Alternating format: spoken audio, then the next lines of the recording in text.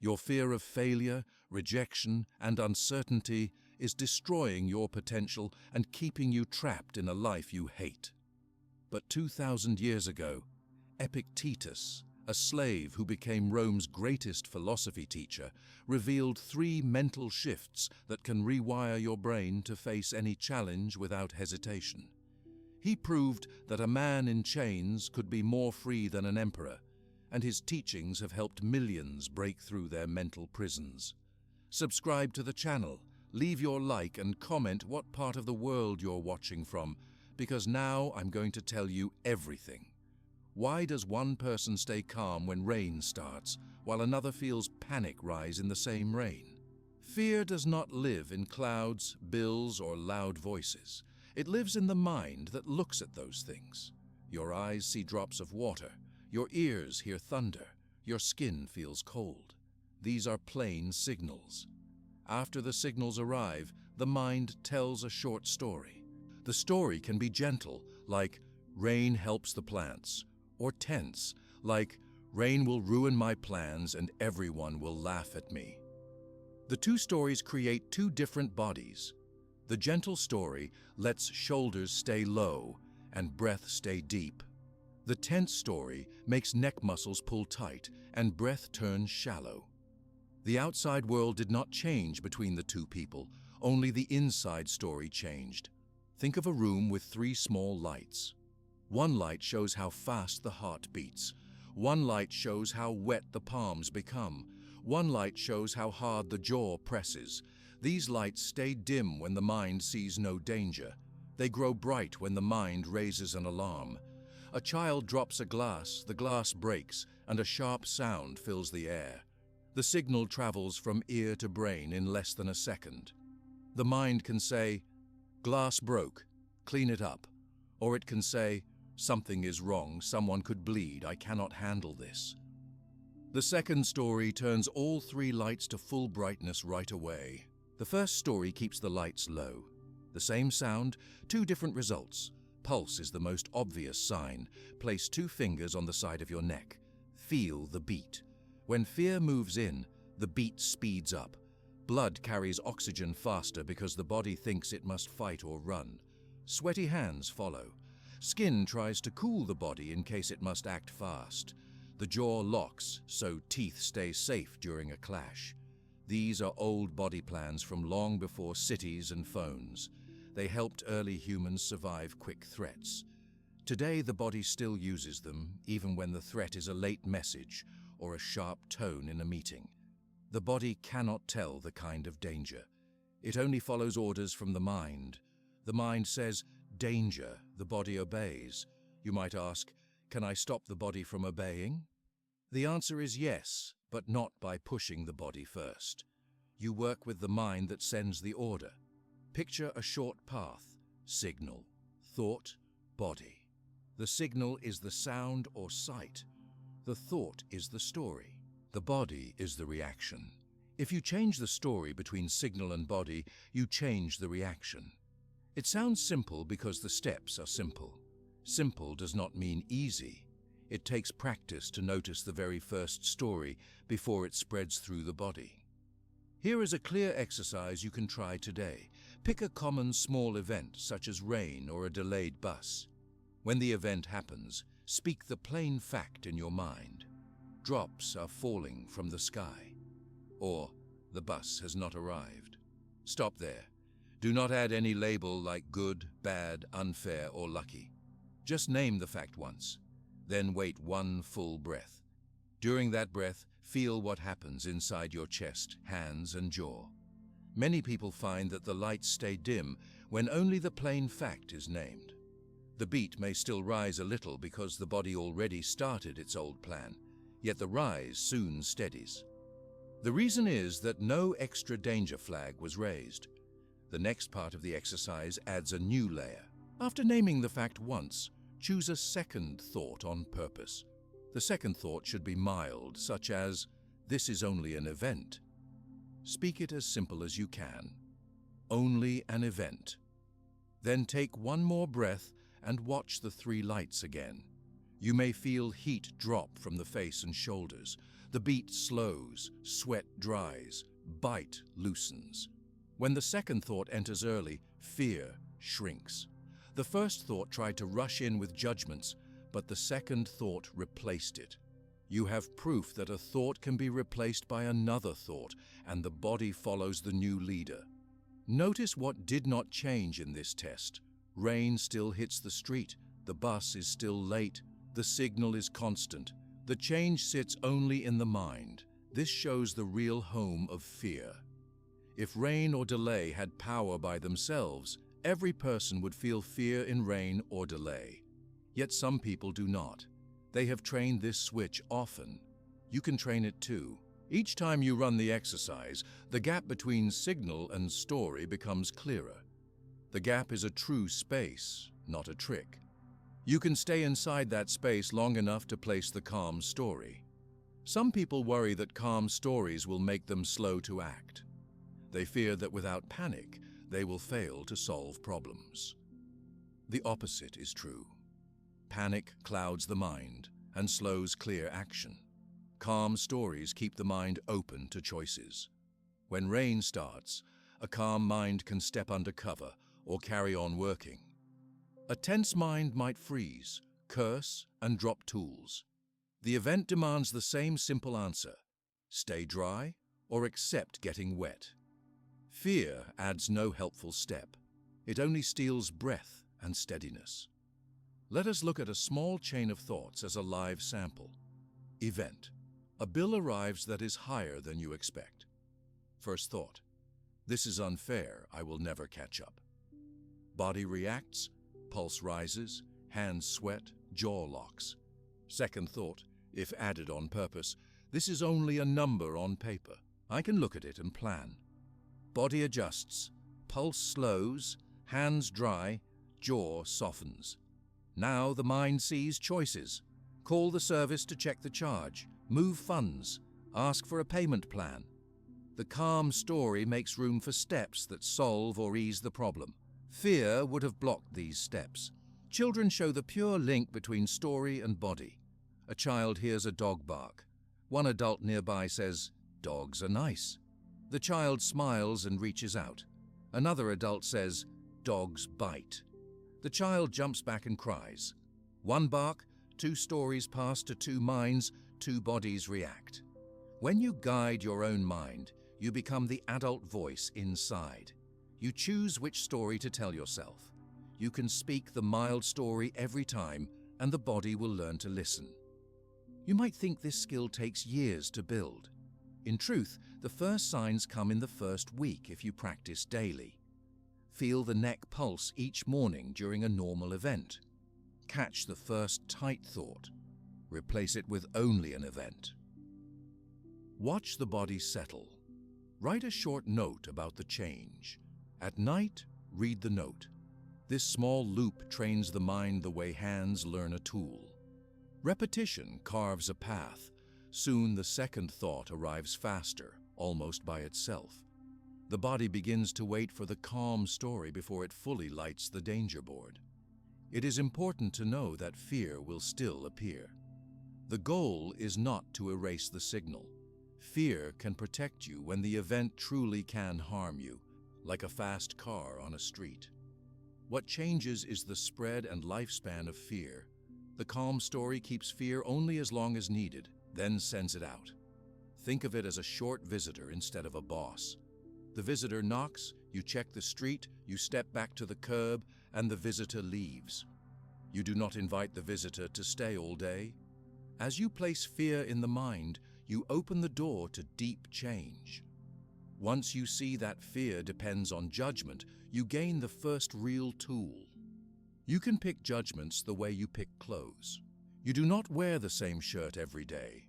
You also do not need to wear the same old fear. The mind's closet holds many judgments. Some are heavy coats named always bad events. Some are light shirts named plain facts. Choose the light shirt more often, and the body moves with ease. This chapter gave you 3 simple steps. First, notice the signal. Second, name the plain fact. Third, add the calm story, only an event, and breathe. These steps do not need special time or place. They slide into any moment. Use them in traffic, in a shop line, or on the phone. Each use shows again that fear begins inside and ends inside. The outside event keeps its own line of life. Your line can stay steady. When more ideas arrive from old thinkers who studied these questions, the steps you learn today will find strong support and clear examples.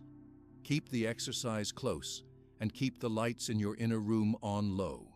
Many thinkers from the past spent their whole lives asking why the mind tells calm or tense stories. Some of the clearest voices joined one school called Stoicism. This school began in a busy market in ancient Greece about 300 years before the birth of Jesus. Later, it moved to Rome. Even with the long time gap, the words of these teachers still match the simple steps you used a moment ago. Their main lesson is that events are neutral until the mind judges them. When you keep this lesson close, the calm story enters faster. The first known group of Stoics met under a painted porch in Athens, so people called them the porch thinkers. They did not hide in quiet gardens.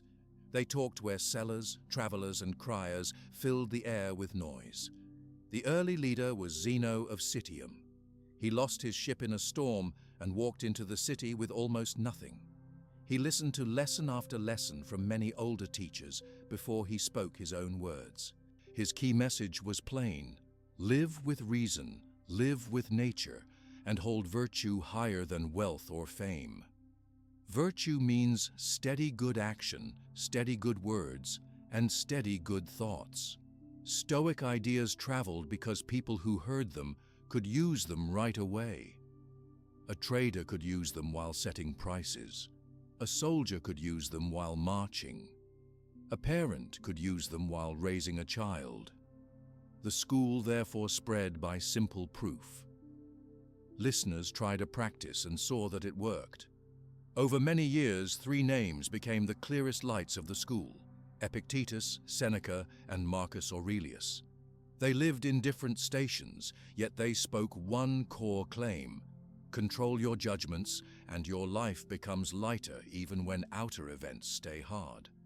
Epictetus was born as a slave in the city of Hierapolis during the 1st century after the birth of Jesus.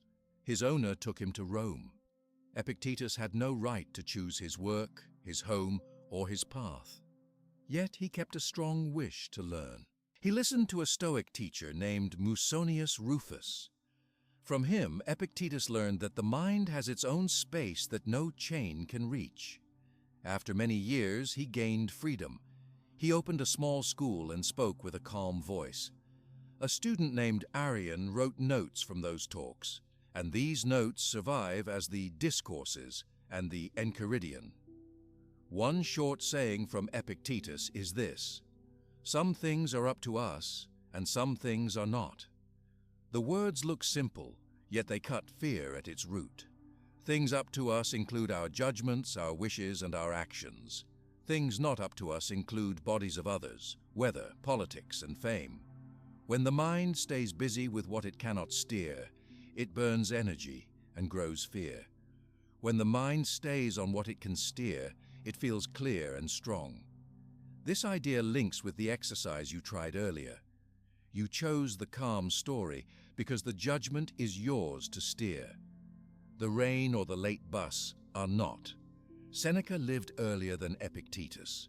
He was born in Cordoba, Spain, about 4 years before the birth of Jesus, and he moved to Rome while still young. He studied philosophy, law, and speech. Later, he became a top advisor to the Emperor Nero. Seneca gained great wealth, yet he wrote many letters to friends about keeping the mind free from greed and fear. He warned that money can vanish and fame can flip. One letter says, "We suffer more in imagination than in reality." He meant that the mind builds huge pictures of loss or shame that may never come. The body follows those pictures and shakes. When you replace a fearful picture with a plain fact, the shaking stops. Seneca also gave clear steps for daily calm. Each night, He sat on his bed and asked himself 3 brief questions. What wrong habit did I cure? What habit did I gain? What task did I leave for later? He then planned one small move for the next day. This night check links with the note you write after the calm story exercise. Reflection turns steps into habits. Seneca's fame rose and fell with court politics, but his letters still guide people 2,000 years later because they show that thought control is open to any rank and any age. Marcus Aurelius came 1 generation after Epictetus. He ruled the Roman Empire from the year 161 to the year 180. While leading armies and courts, he wrote short notes to himself in a diary. These notes form the book now called Meditations. Marcus reminds himself often that each moment is all anyone can lose. He writes that the present slice of time can be lived well, even if the past held pain and the future hides fog. One line says, "You have power over your mind, not outside events. Realize this, and you will find strength." This single line joins Epictetus and Seneca in one voice and meets the lesson you practiced with rain and bills. Marcus did not write for the public. He wrote to keep his own mind steady while facing war, illness, and betrayal. This makes his notes feel close to any reader who faces tight hours at work or sudden news at home. His rank was high, yet his words stay plain. He speaks to himself like a friend giving clear orders. Stay just, stay calm, stay awake to reason. When you place Marcus beside Epictetus and Seneca, you see that Stoic thought crosses rank, wealth, and birth. These 3 men shared only the wish to guide the inner story. Stoicism is often summed up by 4 virtues: wisdom, courage, justice, and self-control. Wisdom means seeing facts as they are and judging them fairly. Courage means acting on those judgments even when the body feels fear. Justice means treating others with the fairness you wish for yourself. Self-control means steering words and actions rather than letting impulse push them. Each virtue rests on clear judgment. Without clear judgment, courage turns reckless, justice turns harsh, and self-control weakens. The calm story you now practice feeds all 4 virtues because it clears the fog before any move. Modern life holds traffic, screens, alarms, and fast news. These may look new, yet they are just new forms of outside events. The Stoic rule works today because it deals with the shape, not the content of events. Whether a cartwheel breaks on a Roman road or a laptop crashes in an office, the outer break is still neutral until judged. The mind can still say, "Only an event." The body can still breathe once and wait. Over thousands of years, the shape of the human brain and body has stayed almost the same. The Stoic method fits that shape. Many people ask if Stoicism means not feeling at all. The answer is no. Marcus felt grief when friends died. Seneca felt anger when he saw cruelty. Epictetus felt care for his students. Stoicism does not cut feelings, it places them in order. The order starts with judgment. Think first, feel cleanly, then act with virtue. When feeling leads and judgment follows, fear grows wild. When judgment leads, feeling takes a clear form that helps action. Your new habit of naming the plain fact is the first tool to set this order. More tools will come, but each tool hangs on the same nail. Events are outside, judgments are inside. To make these lessons solid, try a small reading habit. Pick one short saying from any of the 3 Stoics. Read it in the morning, carry it in your phone or pocket. At midday, recall it once. At night, write one line on how you used it. Keep the words short and direct. For example, take Epictetus. Some things are up to us, some are not. Morning, read it. Midday, face a delay in traffic, whisper it. Night, write. I kept calm in traffic because steering and brake were up to me. Other cars were not. In a week, the saying starts to rise by itself at the right time. If you enjoy voice rather than text, listen to a brief recording of one Stoic thought during a walk. The rhythm of walking helps the words sink deeper. After the walk, note any shift in mood. Many people find the pulse slows and the jaw drops. The body shows that the mind stored the message. Stoicism was first shared in spoken talks, so your ears are a natural path for it. Some readers wonder how Stoicism sits with faith, science, or other schools. Stoicism does not fight with faith or science. It offers tools for clear judgment and steady action. A person can pray and still use Stoic reminders. A person can study biology and still ask, is this event inside my control? The school is open like a set of hand tools. Anyone who needs a hammer can pick up the hammer. No fixed club membership is required. Past stories of Stoic lives help prove the power of these tools. Epictetus stayed calm when an owner once twisted his leg. He said, "You will break it," and then it broke. He looked at the leg and said, "I told you so."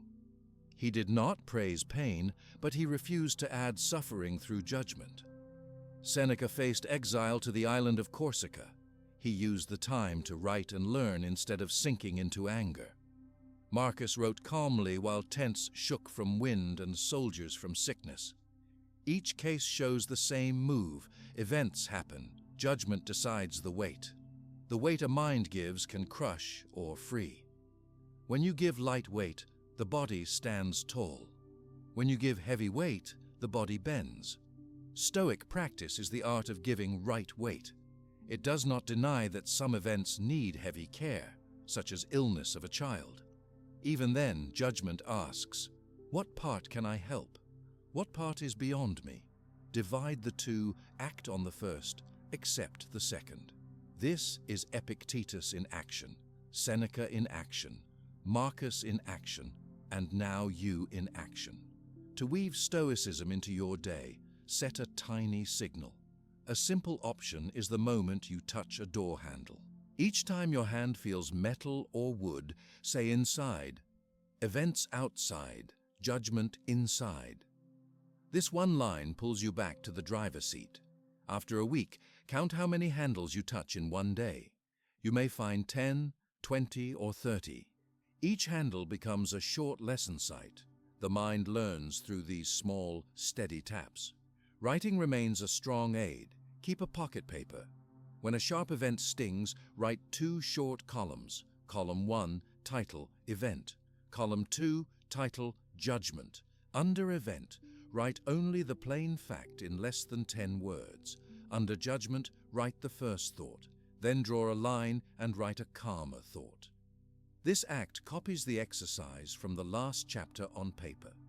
Seeing the 2 stories side by side weakens the hold of the first. You can even tear off the paper and drop it in a bin to mark release. As Stoic roots grow under your new habits, you may sense a soft lift in mood. This does not mean life turns easy. It means you place your strength in the right spot. When the next loud news, sudden noise, or sharp word comes, the roots hold the soil of your mind. The calm story has support from Zeno's porch, Epictetus's school, Seneca's letters, and Marcus's diary. You stand in a long line of people who faced storms and kept clear eyes.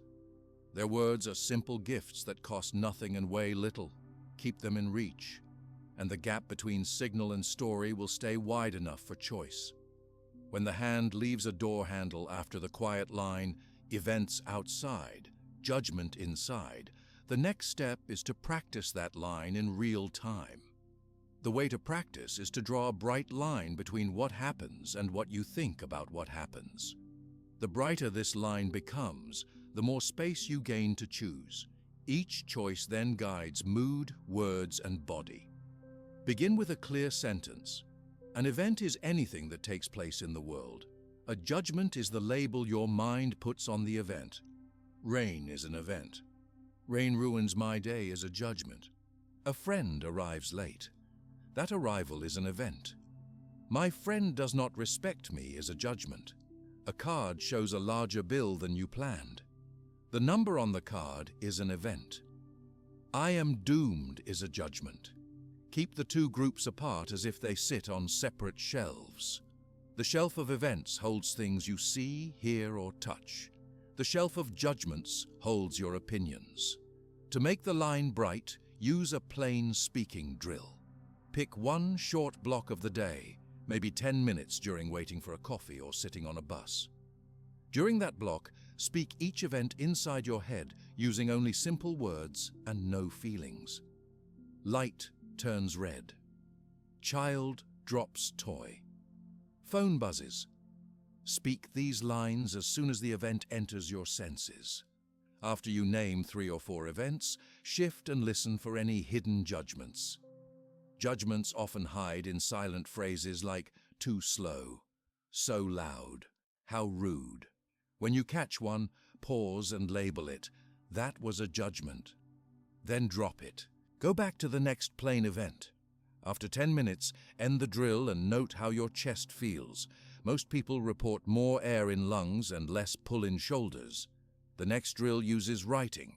At any point in the day, choose one sheet of paper. Draw 2 columns. Title the left column event. Title the right column judgment. Then think of 3 moments from the last few hours. Place each plain fact under event. Place the first thought under judgment. It may look like this. Event, email came with extra tasks. Judgment, they always dump work on me. Event, coffee machine broke.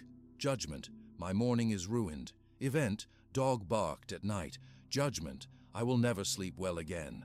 After the list stands clear, cross out each judgment with 1 line. Write a new neutral thought just under the line. The new thoughts may read, email with tasks, just new tasks, I can list them. Machine broke. Warm drink can wait, water is fine. Dog barked, the room is quiet now, I can close my eyes. Look at the page for 1 slow breath. Notice that your body does not tighten while reading the neutral thoughts. The signal of email, broken machine, or dog still shows in memory, yet the strain in the chest is lower. By seeing judgment on paper, you weaken its power. Some people ask how to spot a judgment fast. A simple clue is any word that carries weight like good, bad, unfair, waste, always, never. Those words act like red flags telling you a judgment sits behind them. Another clue is body tension. When the jaw locks, ask, what label did I just use? Often, a silent judgment has slipped in without notice. Speak it out loud, then revise. Events often come wrapped in other people's judgments. A friend may text, "Traffic is a nightmare." The word nightmare is a judgment. You can read the text and reply only to the event. Traffic is heavy, you may arrive later. By answering in neutral words, you refuse to add new weight. Your friend might keep the heavy label, but you stay on your shelf of plain facts. This practice not only calms your mind, it sometimes calms the other mind too. Neutral words can invite others to step off the stormy shelf. A strong habit is to start each spoken reply with the event. For example, if a coworker says, "The deadline is impossible," you can begin with, "The deadline is on Friday." Then you add a practical step, "We can split the work." By repeating the bare event first, you anchor the talk in clear ground before emotions rise. This anchor keeps both sides from drifting into blame. Phone alerts demand special care because they mix event and judgment in one flash. A headline may say, "Market crashes, panic spreads." Read only the first part as the event. Market falls. Skip or soften the charge word panic. Then decide if the event matters to your own tasks today. If not, close the screen. If yes, choose one action that sits within your control, like reviewing a budget. By separating the event from the buzzwords, you stop faraway noise from shaking your inner room. A tricky area is memory. Events from the past can replay and feel fresh. Remember that past events now sit fully outside your control. The only part alive is your present judgment. When an old scene appears, say inside, past event, present judgment. If the scene still burns, write it in 2 lines just like the paper drill. Cross out the old judgment, write a calm one, then fold the paper and put it away. Each fold tells the mind that the file is closed for the day. Future events also blur the line. A plan may read, job interview next week. That is an event in the future. The judgment may rush in, I will fail. Catch it and adjust. Interview next week, I can prepare. The mind often paints future events with fear before they happen. Bring it back to the plain fact and the single next step you can take now. Listening skills support the event-judgment divide. When someone speaks, aim to hear the event first. If a partner says you never help, ask, what action do you need help with right now? This shifts the talk to a clear event. Once an event stands in the middle, both can discuss action instead of trading blame. Practice this shift in small chats so the skill is ready in tense ones. To deepen the bright line, set a short daily review at night similar to Seneca's. Sit for 5 minutes. Recall one moment when you kept event and judgment apart, and one moment when they tangled. Praise yourself once for the first. For the second, remake the moment in your head using a neutral judgment. This is not to fix the past, but to train the path for next time. End the review by breathing in for a count of 4 and out for a count of 6. The long exhale signals the body that the work is done. Children learn the bright line quickly when shown with clear steps. If a child cries, "The game is stupid," guide them to rename. Ask, "What happened?" They might say, "I lost the level." Then ask, "What is a calm thought about that?" They might try, "I lost one time, I can try again." Each guided shift teaches them that power sits in the inner story. Teaching someone else also sharpens your own skill, so help a friend or child when chances arise. It is common to slip and mix shelves. When you notice a day with many heavy judgments, avoid blame. Blame is another judgment. Instead say, "I mixed shelves today," and start one small reset. The reset could be a 3-minute walk where you name 5 neutral sights. Tree on the left, car passes, cloud moves, footsteps click, door opens. After the walk, return to tasks with fresher judgment. Some events do call for strong labels like clear danger or moral wrong. Stoicism does not force you to stay neutral in the face of harm. The purpose of the bright line is to ensure that when you add a strong label, you add it by reason, not by reflex. First name the plain fact. Person hits another. Then judge, this is wrong, and choose action. Call for help. The order keeps action clean, not panicked. Sound also helps hold the line. You can speak a short mantra when tension spikes. One option is, just the fact. Whisper it under your breath. The sound routes attention back to the event shelf. Over weeks, the phrase becomes automatic. Some use a physical cue, like touching thumb to finger when saying the words. The body link anchors the mental habit. Technology can aid too. Set a phone alarm 3 times a day with the text, event or judgment. When it rings, pause, glance around, and spot what you labeled in the last minutes. Turn any hidden judgment neutral on the spot. This micro-drill keeps the skill alive amid fast screens. The brain rewires through repetition. Each time you split event from judgment, nerve paths strengthen. Scientists call it neuroplasticity. You do not need the term, only the practice. After many repeats, the mind starts to label events naturally before old judgments appear.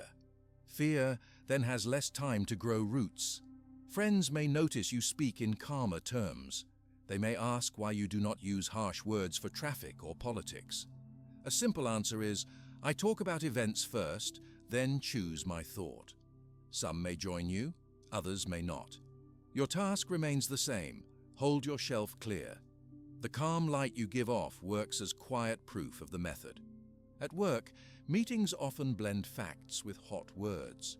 Train yourself to write facts on a pad while people talk. If someone says, "Sales are terrible," write the number only. Later, when you speak, begin with that number. Offer one step to improve it. By grounding talk in events, you lift the group from blame storms to action maps. The bright line also guards joy. A fine event like praise can carry a judgment that inflates ego. I am special above mistakes. That judgment can lead to careless moves later. Keep praise on the event shelf. Person thanked my work. Smile, say thank you, and stay on task. Joy remains steady without swelling into pride. Sleep often suffers when judgments spin at night. Use a simple bed drill.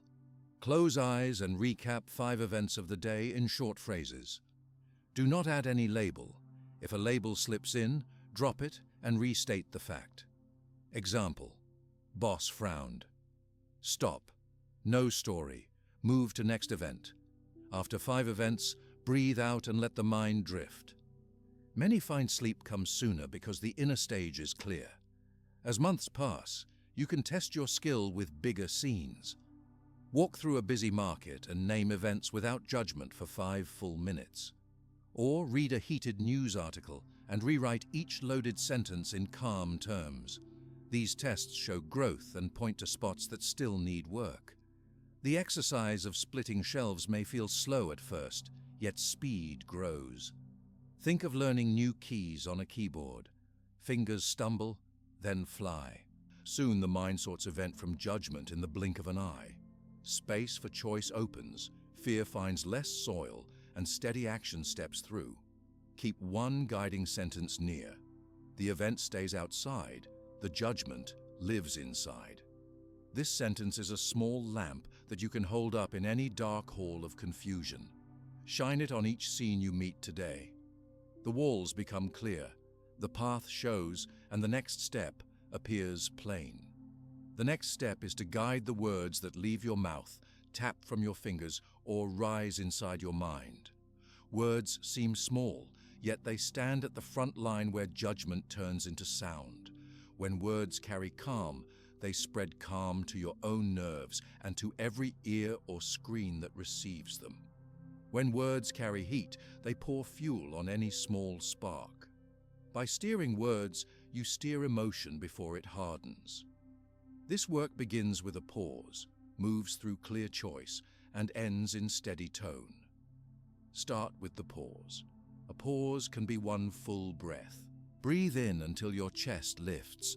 Hold for a count of 1. Breathe out until your shoulders drop.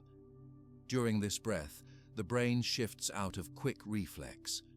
The pause opens a pocket of time where reason can choose words with care. Practice the pause 5 times each morning before you speak to anyone. Stand, breathe, release, then speak a simple greeting. You train the reflex to wait that single breath at busy moments later. After the pause, choose words that name the event without judgment. You already trained this skill in silent thought. Now bring it to voice. If a child spills milk, speak the event first. Milk is on the floor. Skip words like messy or careless until you feel your tone stay level. Then add a direct action. Please bring a towel. The child hears clear steps, not blame. You hear your own calm voice, which feeds calm back to the mind. The body stays loose, the task moves forward. Written words need the same care. When an email arrives that feels unfair, type a draft reply, then stop. Walk away for 10 long breaths. Read the draft aloud. Circle any loaded word, always, never, disaster, useless. Replace each with a plain term, often, sometimes, problem, delay. Read again. If the tone still bites, cut any sentence that repeats blame. Most short messages improve when you remove half the lines. Send only when the message reads like a clear map. Event stated, desired action named, polite close. Self-talk may be the most hidden source of tense words. Notice the line that starts with I am. If you hear I am stupid or I am weak, stop and revise. Speak the event and the next step. I made one mistake. I can correct it. Use your own name if it helps distance from heat. Maria made one mistake. Maria can correct it. The brain listens to self-talk as if another person speaks. Kind words land in the body as soft hands. Harsh words land as hits. To build skill, run a daily word swap drill. Write 3 heated phrases on a card in the morning. Examples: this is a disaster. You never listen. I cannot take this. Carry the card. During the day, rewrite each phrase in gentle form on the back of the card. Possible swaps. This is a task. I need your help. This is hard, yet I can take one step. At night, review the swaps. Circle the one you used in real talk. Praise the effort, even if the tone was not perfect. Improvement grows from notice, not from scolding. Tone travels through volume, pitch, and rhythm. Speak at a steady mid-volume. If excitement climbs, slow the tempo. Count 1 beat between phrases. The ear of the listener hears the beat and mirrors it in their breath. Many fights shrink when one speaker drops speed by even 20%. Record 1 short phone call with permission and listen later. Mark any words that jump in pitch. Train to flatten those peaks in future calls. Phones and social apps can trip the tongue. Build a 3-gate rule before you post or send. Gate 1, is it true? Gate 2, is it necessary? Gate 3, is it kind? Pass only messages that clear all 3 gates. The rule may sound slow, yet practice makes it quick. In 1 month of daily use, the brain checks the gates in the pause breath before thumbs move. Meetings hold special risks because many voices cross at once. Prepare 1 calm phrase you can repeat when talk heats. Let us list the facts. When you speak this phrase with steady eyes, energy redirects from blame to content. Bring a small pad, write facts as they appear, and read them back. The act of reading neutral facts in even volume often cools the room. You do not need special rank to use this tool. The tool works because words shape air. Family talk may seem the hardest place to shift tone because old habits live there. Start with greeting words. Replace morning muttered from behind a phone with a full sentence. Good morning, how did you sleep? Eye contact plus 1 clear question can set a day on smooth rails. If a partner snaps, answer with the event label plus a need. The bag is on the floor, I need space to walk. Skip any guess about motive. Motive invites defense. Event plus need invites solution. Silence is also a form of word control. When you feel heat boil and no calm phrase appears, choose silence paired with breath and eye focus. Nod once to show you heard. Let the other speak until their words slow. Silence costs nothing and often pays high return. It gives the other person room to hear their own tone. When they pause, offer a short summary of the event. The shipment is late. Then ask 1 question that points forward. What option do we have now? Both sides shift to tasks. Many people struggle most in text chats where tone is hard to see. Use clear markers. If you agree, write I agree before adding points. If you need time, write let me check and reply in 1 hour. Avoid sarcasm, which needs voice cues. Use full words rather than short, angry letters. Type thank you for waiting instead of THX. The extra seconds of typing are less costly than the minutes lost to fix hurt feelings later. Language choice can shape inner mood. Use verbs of action, not of state, to keep helpless phrases away. Say, I will look for work instead of I am unemployed. Say, I will speak to the doctor instead of I am sick forever. Action verbs push the body forward. State verbs often glue the body to one spot. Set a word budget each day. Give yourself a limit for complaint words. Start low, maybe 5. Each time you say hate, awful, stupid, make 1 tally mark on a small note. When the count hits 5, swap to neutral or no words. After 1 week, cut the budget to 4, then 3. The goal is not zero feeling, but smart use. Complaints that stay under control keep their power to signal real wrongs. Endless repeat complaints blur signal and drain strength. Praise works best in clear, short form. Avoid "great job" alone. Add the event, "great job writing clear steps." This links effort to result. The person hearing learns what to repeat, and you train your own eyes to spot concrete positives. Inside self-talk, do the same. I handled the call well by slowing my speech. Specific praise guides brain wiring toward repeat calm moves. Read aloud daily. Pick any short, calm text, maybe one Stoic saying or a brief poem. Speak it slowly. Taste each word. Reading aloud trains mouth muscles and ear channels in stable rhythm. 5 minutes is enough. Over weeks, your default tone shifts toward the sample rhythm. The child who once learned lullabies this way can still shape adult voice by the same method. Public speech often spikes fear chemicals. Use a ground sentence at the start. Here is what we know so far. This sentence sets audience ears to fact mode. You then list key points like stepping stones. Keep each point under 20 words. Connect with "and" or "also", not with dense clauses. Close by naming one next step. Record practice runs and count total words. Trim by 1/3. The leaner the script, the calmer the delivery and the clearer the memory. Inner argument can run for hours.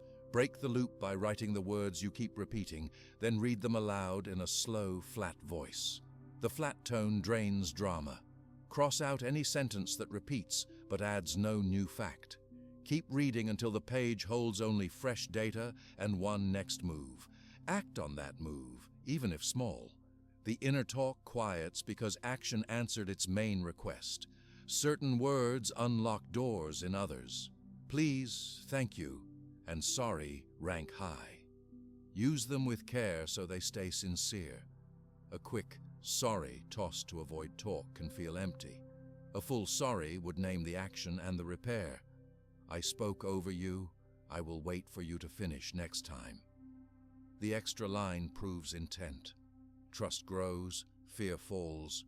Humor can calm but also cut. Test a joke in your own ear first. If the joke labels a person, skip it. Aim humor at shared events, not at human traits. Laughter then bonds instead of stings. Note the body signal of humor used well. Shoulders drop, eyes soften, breath deepens. Used poorly, eyes harden and lips press thin. Let the body guide your choice. Different languages may demand different word order. If you are bilingual, pick one tongue for heated talk and one for calm practice. Speak the calm tongue until the pulse slows, then switch back if needed. The brain shifts networks during language change, which grants a brief mental reset. Music lyrics stick in memory easily. Select one song with steady, uplifting words. Sing one verse in the morning shower. The melody ties the words to breath and muscle, making them easy to recall when stress rises. Many athletes do this without naming it. You can apply the same trick to any daily task. Group chat rooms fill with fast jokes, news, and random gripes. Mute alerts and check only at set times. When you do speak, use the same 3-gate rule. Slow posting tempo influences the room. Speed often drops to match your pace after a short while. One steady voice sets rhythm for many. Set a weekly word audit night, maybe every Sunday after dinner. Read your sent messages from the week. Mark any email or text where you see a harsh word. Write one alternate calm sentence under each harsh one. This audit is private, so you can be honest. Over months, harsh spots shrink. The written review leaves a trail of progress you can measure. Words you consume matter as much as words you emit. If news feeds use fear phrases, cut screen time. Replace with one factual brief. Balance input with quiet space where no words press on you. 10 minutes of silent breathing resets the inner echo chamber. The lack of words is also a form of language hygiene. When you teach your mind and tongue to stay even, the face mirrors the shift. Eyebrows soften, jaw shows a slight space between teeth, breath lifts the chest but does not puff it. Others read these signs and mirror them back. Discussions that once climbed steep peaks flatten into straight roads. The hours of a day feel longer because fewer minutes burn in angry repeat talk. Keep one small object nearby as a silence token. A stone or ring works. Touch it when you sense the wish to fire sharp words. Let the cool surface remind you of the pause breath. After the breath, decide if words are still needed. Many times the mouth stays closed, the moment passes, and nothing useful was lost. Celebrate each calm reply. Say inside, "That was a clear word." Small recognition lights reward centers in the brain. Reward locks habit faster than blame. Give the same small nod to others when they speak with care. One soft, "Thank you for the calm tone," can reinforce shared practice. Over days, the list of word tools grows. Pause breath, plain event, word swap, 3 gates, silence, slow rhythm, audit, praise, token. Write the list on a card. Post it near your desk. Each morning, pick one tool as focus. At night, mark success once if you used it even one time. The mark is a seed. Water each seed with repeat use. Soon the garden of calm speech stands green and strong. The path now leads from steady words to full-body actions and the inner stance that shapes them. Many signals we send never pass through lips, yet they speak loud. Guiding posture, gaze, and time use will anchor the mind even deeper in reason. Guiding posture, gaze, and use of time begins with one clear fact: the body is a tool you can steer. Arms, legs, eyes, and breath work under simple orders. When you give these parts calm orders, the mind hears its own voice and mirrors the calm back. This loop of body to mind is fast, often faster than thought. You can use the loop on purpose. Each chosen move tells a silent story that reaches deep inside and says, "I am steady." Start with posture, because it is always present. Stand or sit with shoulders back and level, chin parallel to the floor, feet flat. If you walk, let your arms swing in a loose rhythm. Check in 5 times each day. A quick rule is to link the check with common points. Every time you stand up from a chair, every time you pass a doorway, every time you feel the phone buzz. Each check needs only 2 seconds. Lift shoulders, release jaw, draw one slow breath, and carry on. After many checks, the upright stance holds, even when you forget to think about it. Eye level is next. Look straight ahead, not at the ground, unless you need to watch steps. A level gaze tells the brain the field is safe enough to scan. When the chin drops, vision narrows, and fear signals rise. Train eye level by placing small marks on walls in your work or home path. When your eyes meet a mark, pause half a second and breathe. Over days, the marks fade from notice, yet the gaze habit stays. Hand actions send loud messages too. If fingers tap wildly on a desk, the heart may copy the rush.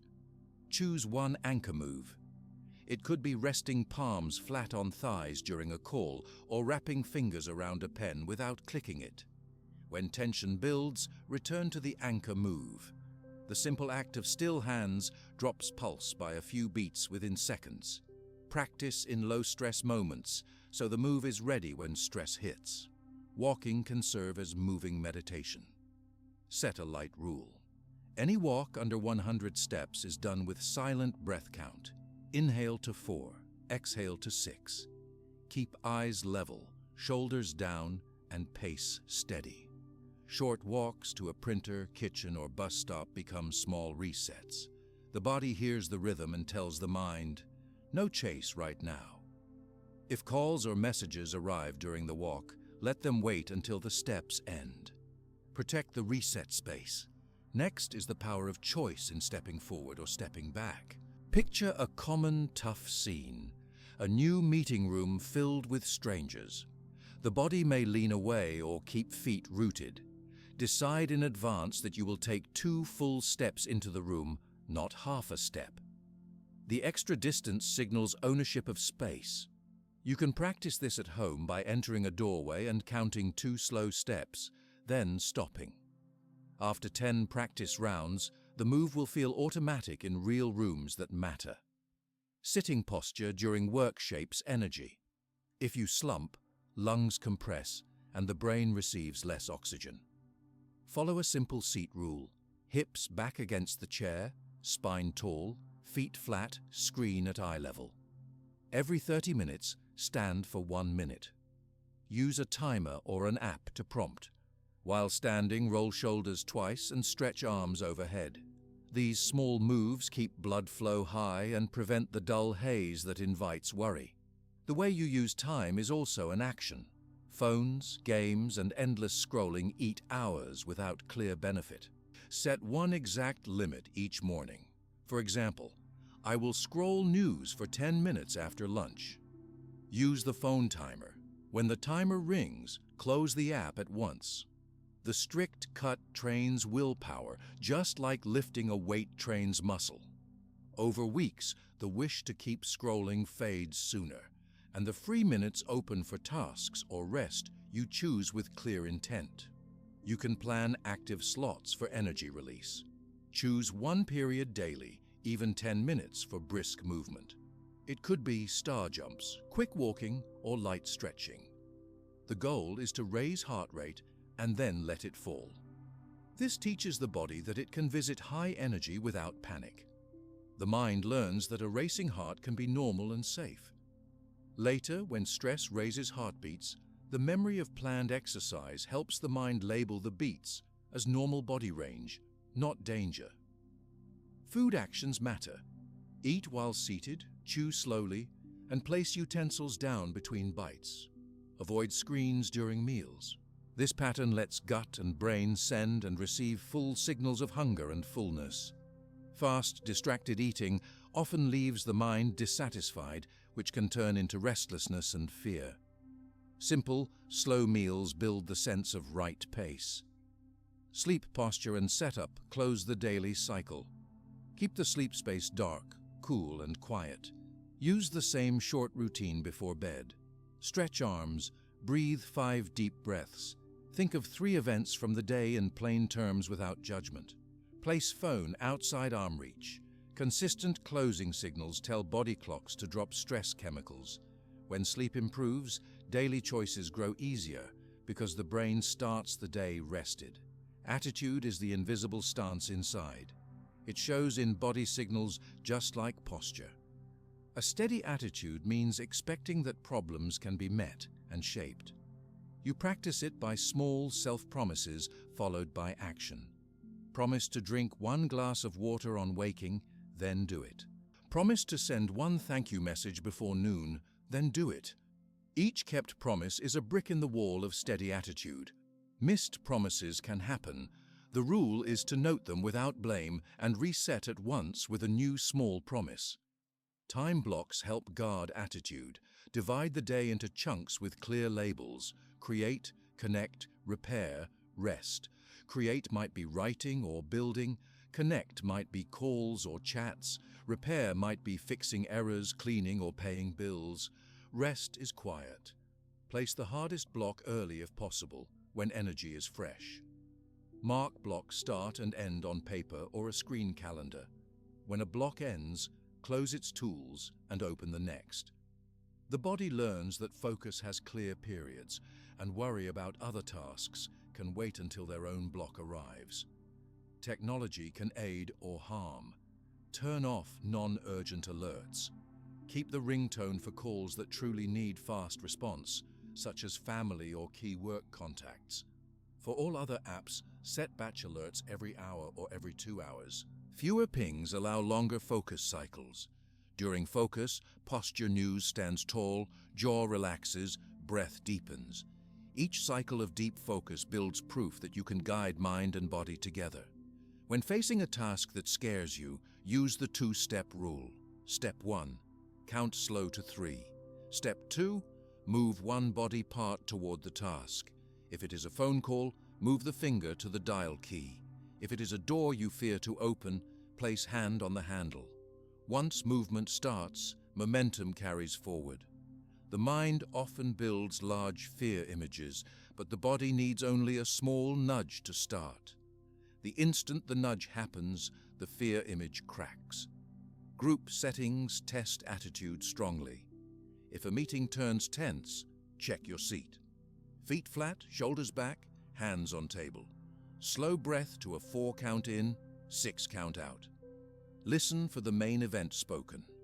When you speak, keep the voice low and steady. Offer one practical next step. People read body calm and often mirror it.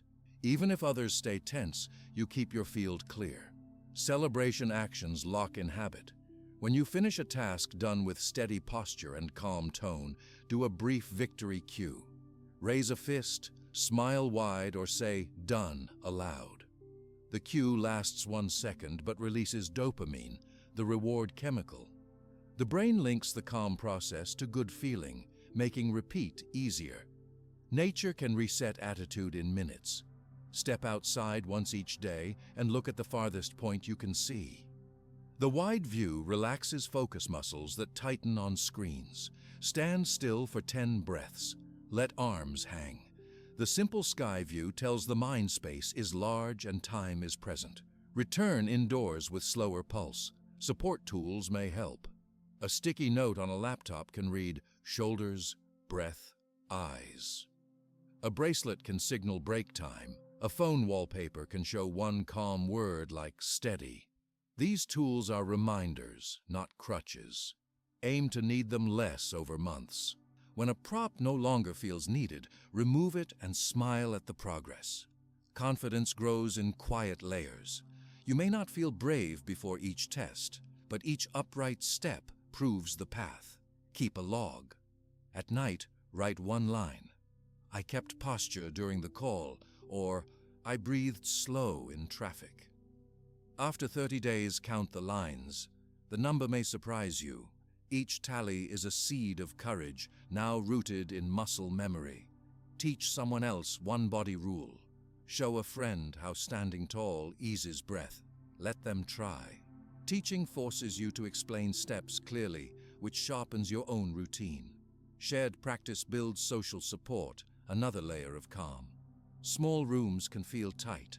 If you work in a cubicle or small flat, use vertical space.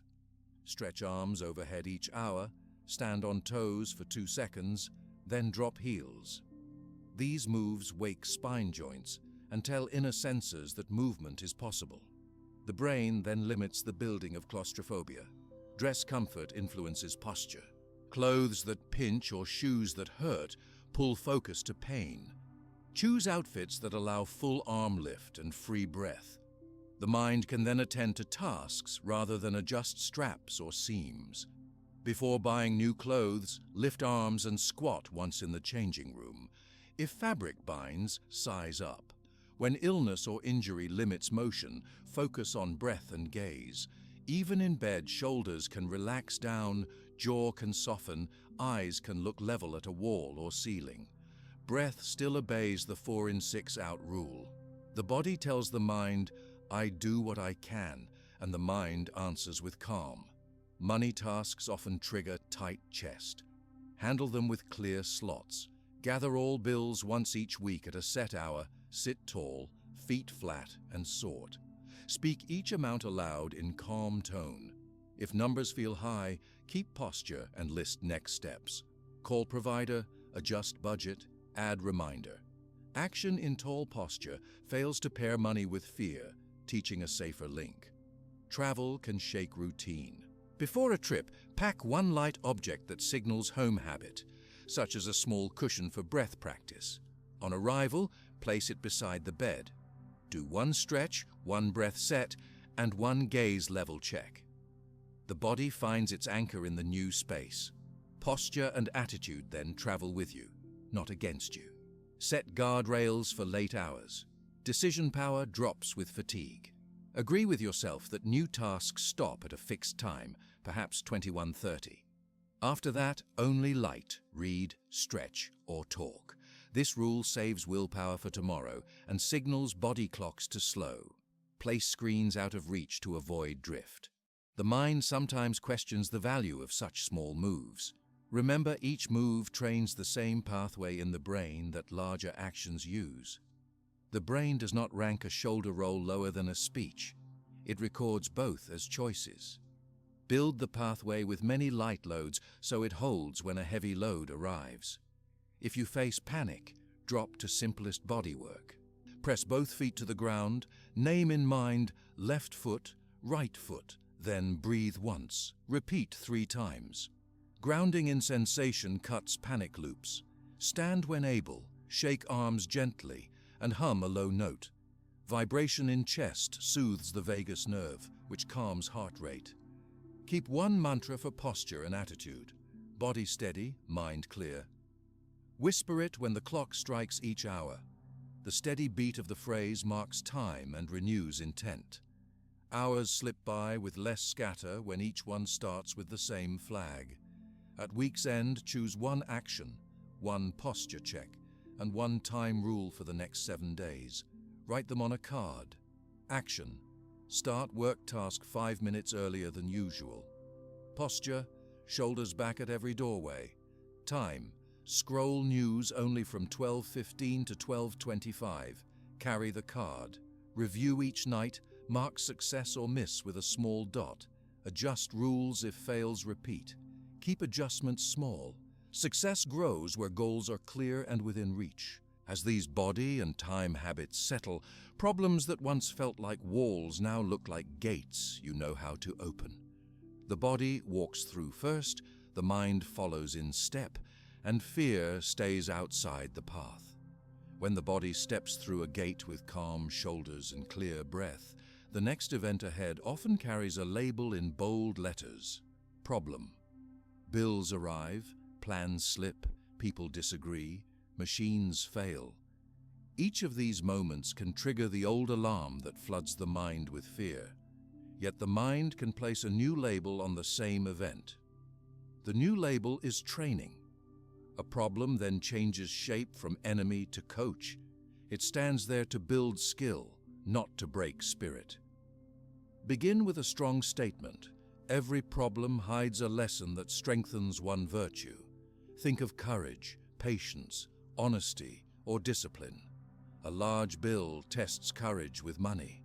A slow line at a store tests patience with waiting. A blame from a friend tests honesty in speech. A long project tests discipline across many days. When the mind looks for the hidden lesson instead of the loud threat, fear loses ground at once. Use a simple routine to find the lesson. Step 1. State the event in plain words. The water pipe leaks. Step 2. Ask, which virtue does this event train? Scan the short list in your mind. Maybe it trains discipline, because the repair needs steady action. Maybe it trains patience, because a plumber may not come at once. Pick one virtue. Step 3. Name one small move that shows the virtue. I will call 2 repair shops and compare prices, or I will place a bucket, then breathe slow while waiting. The event now holds a clear practice plan. The mind sees progress instead of danger signals. Repeat this routine often, and it becomes fast. At first, you may write the steps on paper. After a week, the steps run inside the head in a single breath.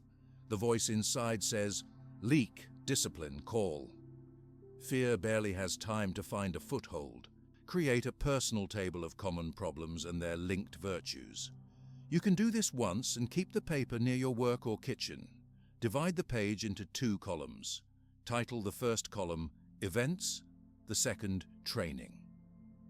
Under events, write items you often face. High bill, late bus, harsh email, lost file, family quarrel, sudden noise, long wait, public speech, broken tool. Under training, write one matching virtue: courage, patience, calm speech, organization, empathy, steady breath, planning, self-trust, resourcefulness. The table acts as a quick map. When a listed event appears, your eyes move to the right column and the training plan is ready. The body learns by doing, so practice must follow naming. When courage is the chosen virtue, the body steps forward. This can be one clear step. Click Send on the job application. Pick up the phone, walk into the office, speak the first line. When patience is the chosen virtue, the body stays still in a relaxed frame. Shoulders drop, breath slows, eyes stay soft. When discipline is the chosen virtue, the body repeats a task at a set time. Write 2 lines each dawn, review 1 budget item each night. The physical move seals the mental lesson. Tracking progress helps the mind see change. Keep a small card or digital note titled Training Log. Each day record 1 event, 1 virtue, 1 action. For example, late train, patience. Read 1 page while waiting. Or unexpected fee, courage, called bank to ask details. At week's end, read the 7 lines. Often you will smile at how many actions you took with calm intent. Tracks on a path show distance walked. The log shows distance gained in mental strength. Some events will stretch more than 1 day. A long illness in the family may train patience, courage, and empathy all at once. For long events, break practice into slices. Each slice covers 1 specific hour or task. Drive to clinic, courage. Fill forms, patience. Speak to nurse, empathy. This prevents overwhelm and lets the mind record many small wins inside 1 long challenge. Set a short phrase as your instant signal. Many people use "this is practice." Speak it inside the head at the first rise of tension. The phrase turns on a light that reminds the brain of the table and the routine. Say it every time, no matter how small the problem seems. A dropped spoon is still practice. The mind gains power by steady repetition, not by size of event.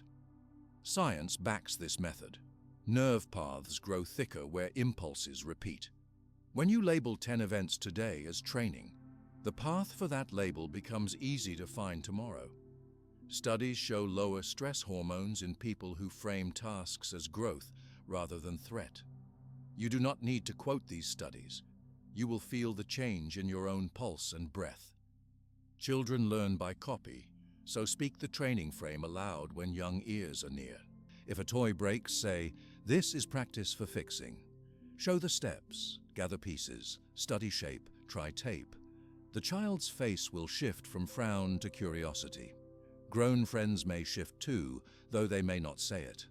Sometimes a problem is painful, such as loss of work or end of a relationship. The training frame can still help, but use soft steps. Start with breathing. Name the event quietly. Job ended. Then whisper 1 virtue, resilience. The first action might be as small as writing 3 skills you still hold. Pain may linger, yet the presence of a clear action keeps the mind from sinking into helplessness. Group problems offer a chance for shared training. In a team meeting that stalls, say, "We can treat this as practice in teamwork." Ask each person to suggest 1 next move. Shared framing turns blame into joint effort. Over time, teams that use this wording show faster recovery after setbacks. Mistakes are another rich field.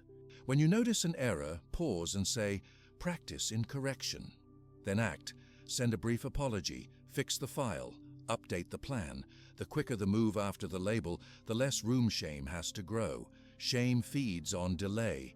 Swift correction cuts its meal in half. Rewards keep the cycle strong.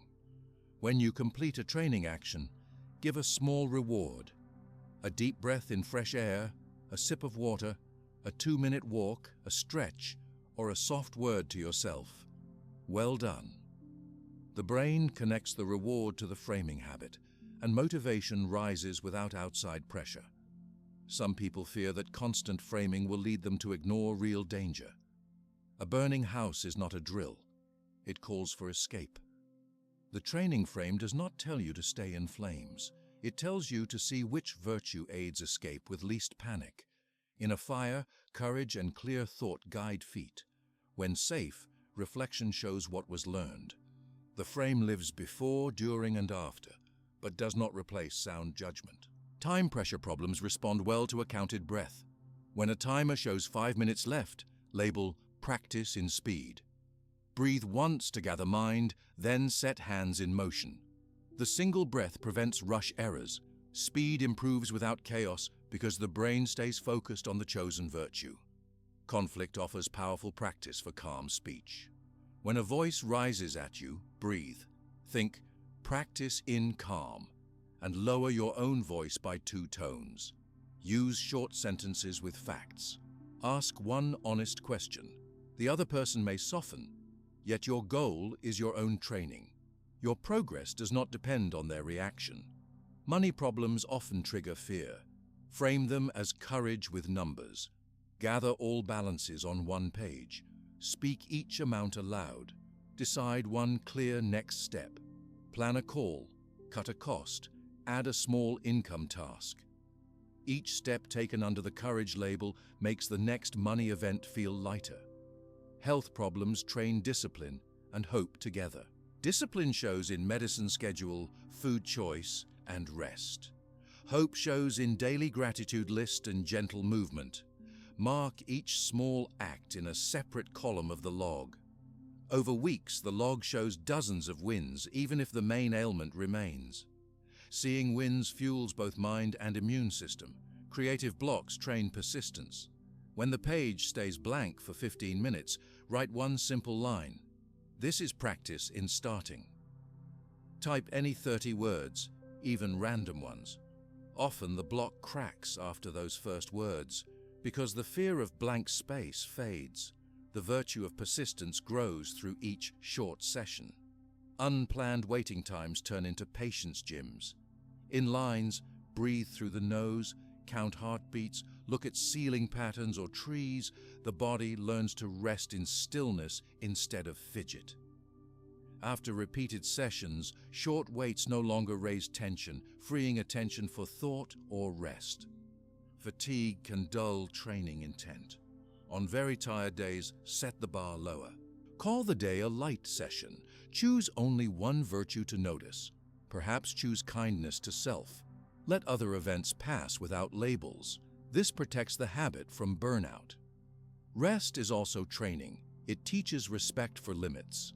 Feedback from others can guide your table. Ask a trusted friend which virtue they think you need most. Use their answer to adjust your practice list. Friends see blind spots that self-view misses. Accept feedback calmly, add it to the log, and thank the giver. Technology can support the habit.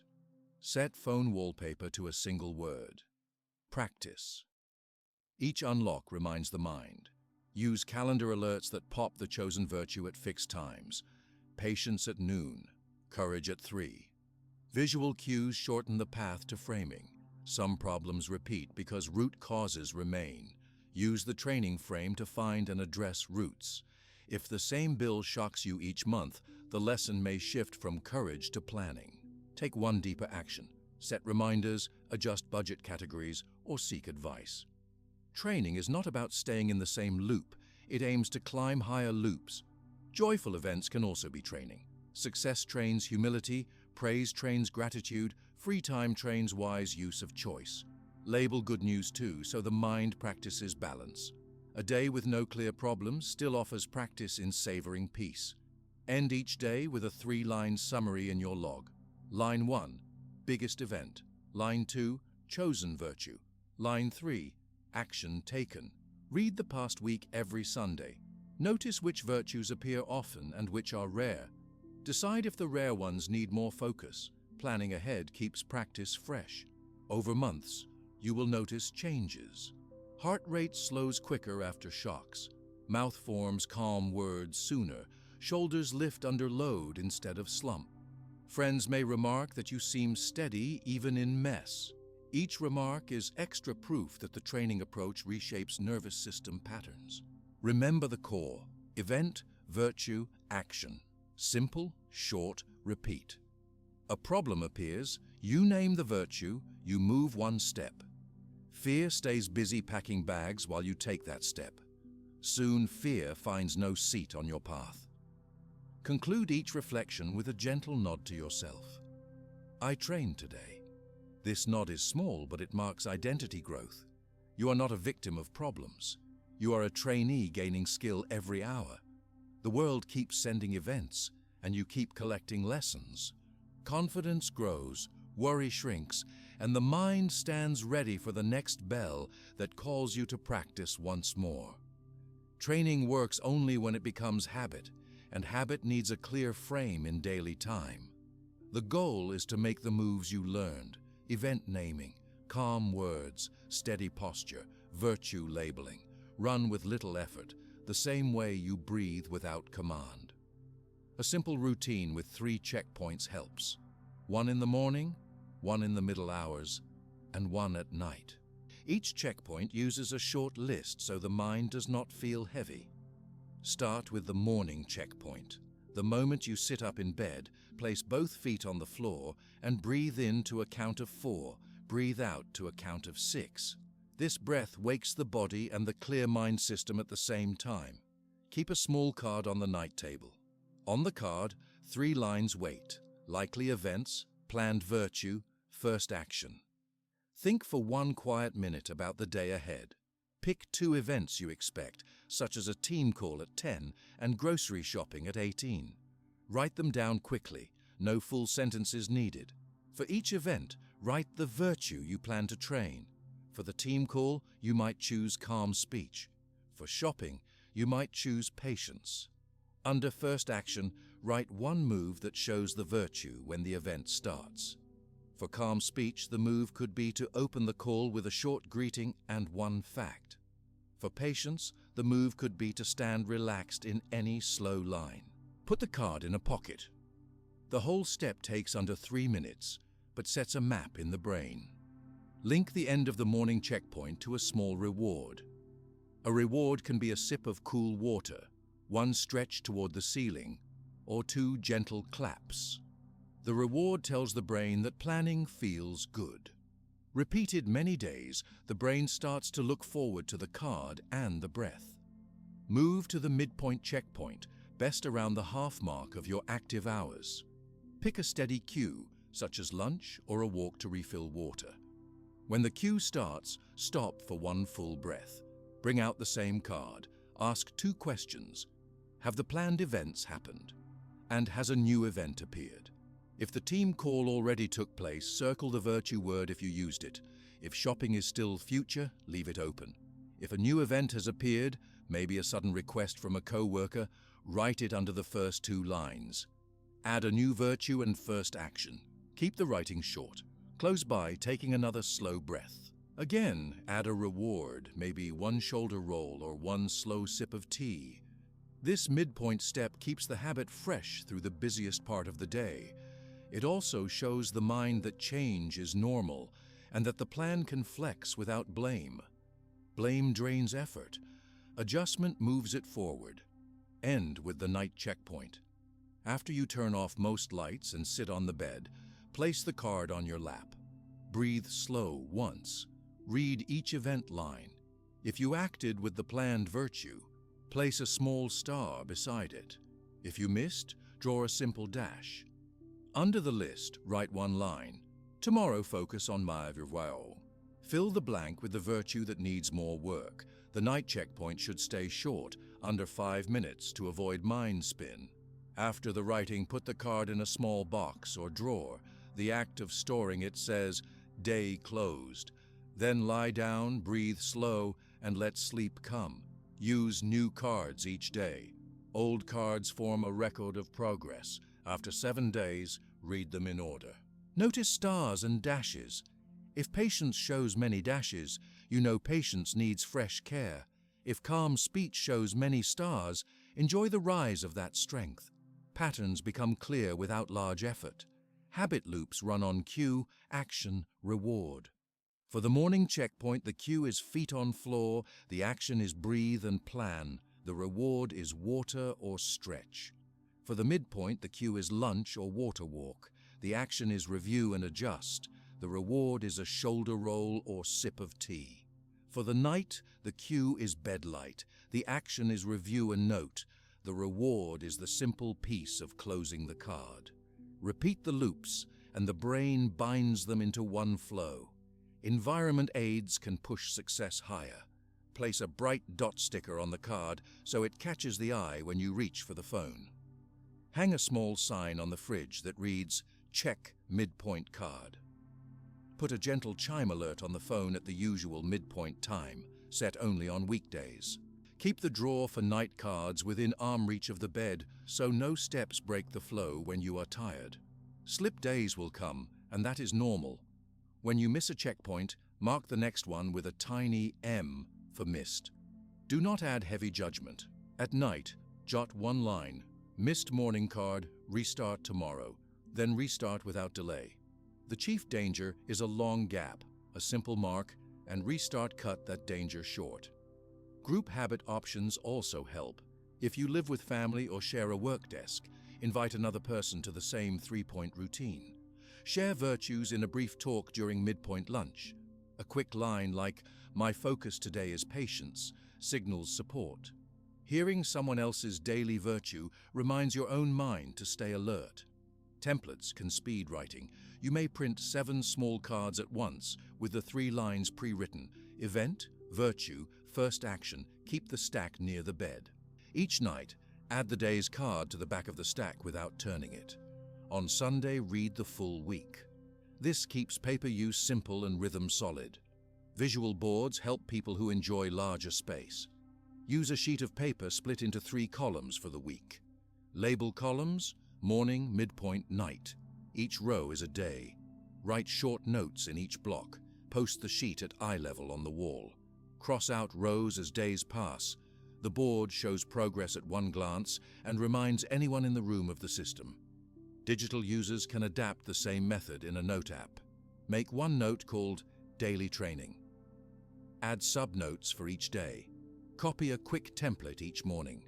Use phone widgets to keep the note on the lock screen. When you wake the phone, the first lines show planned virtues. Midpoint and night edits take seconds. Turn on a silent alarm at 2100 to recall the night check before you are too tired. Keep the list of virtues short. 4 main ones often cover daily life: courage, patience, calm speech, discipline. Other virtues like empathy, honesty, and planning can appear, but avoid a list longer than 8 to prevent mental crowding. If you want variety, cycle the main 4 weekly: Courage Week, Patience Week, Calm Speech Week, Discipline Week, then repeat. The day card then fills with specific events under the weekly theme. Small rhythms inside the big routine help. Link brushing teeth to a quick posture check. Link putting on shoes to an eye level check. Link opening a computer to the phrase, "Events outside, judgment inside." These micro-links fill gaps and keep the mind alert with no extra time cost. Rewards must stay modest. Large treats can backfire by shifting focus from inner growth to outer candy. Use rewards like a minute of music, a glance out the window, or a single stretch. The key is the link: action, reward, repeat. The brain tags the feeling to the habit loop. When stress is high, keep checkpoints but shrink the writing. You can note events and virtues in initials only. TC-CS for team call and calm speech. A light version holds the habit when time is tight. As soon as life eases, return to full words. Track slip patterns. If misses pile up on the same weekday or during travel, prepare a travel kit. A pocket notebook and small pen weigh little. For flights or long rides, write one card before departure with likely travel events such as delay, queue, cramped seat. Add virtues like patience or discipline in movement. Place the card inside your passport or ticket so it appears at each control point. For children, use colored stickers: green for courage, blue for patience, yellow for calm speech, red for discipline. Each morning, let the child pick 2 stickers and place them on a small sheet with blank squares. During the day, you or the child can add a small mark in the square when they live the virtue. Bedtime review becomes quick and fun.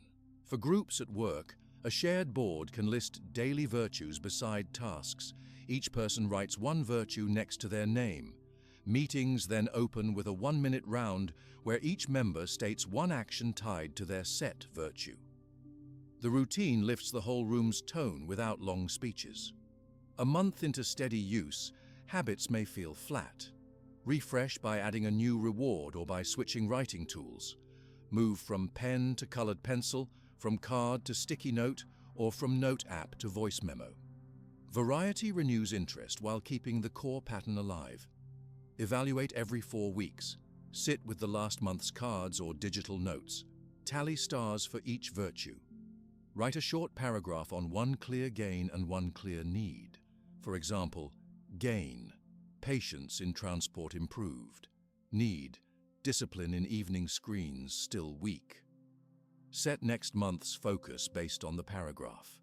Simple reflection guides steady climb. If emotion rises during a checkpoint, note it briefly. Midpoint, anger after email. Write one calming line below.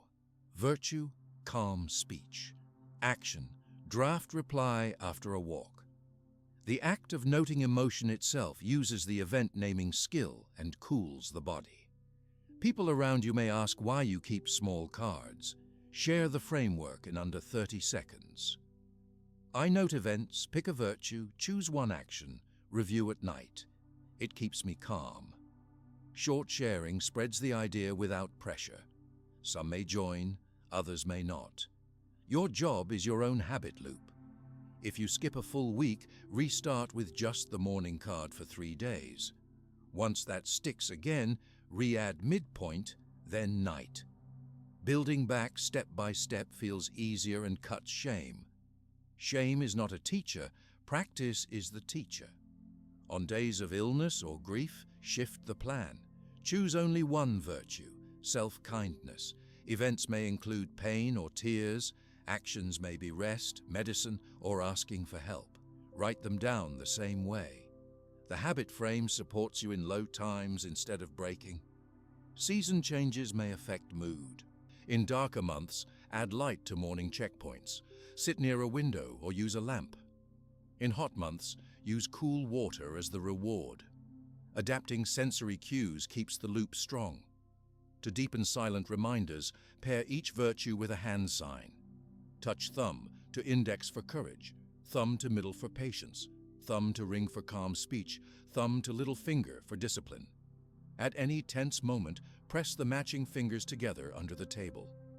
The small pressure wakes the mind to the planned virtue without words. If you use public transport, set a cue when doors close. Breathe once, note one event in the ride, pick a virtue, act in a tiny way. Maybe offer a seat, maybe read a page. The ride turns into a moving practice hall.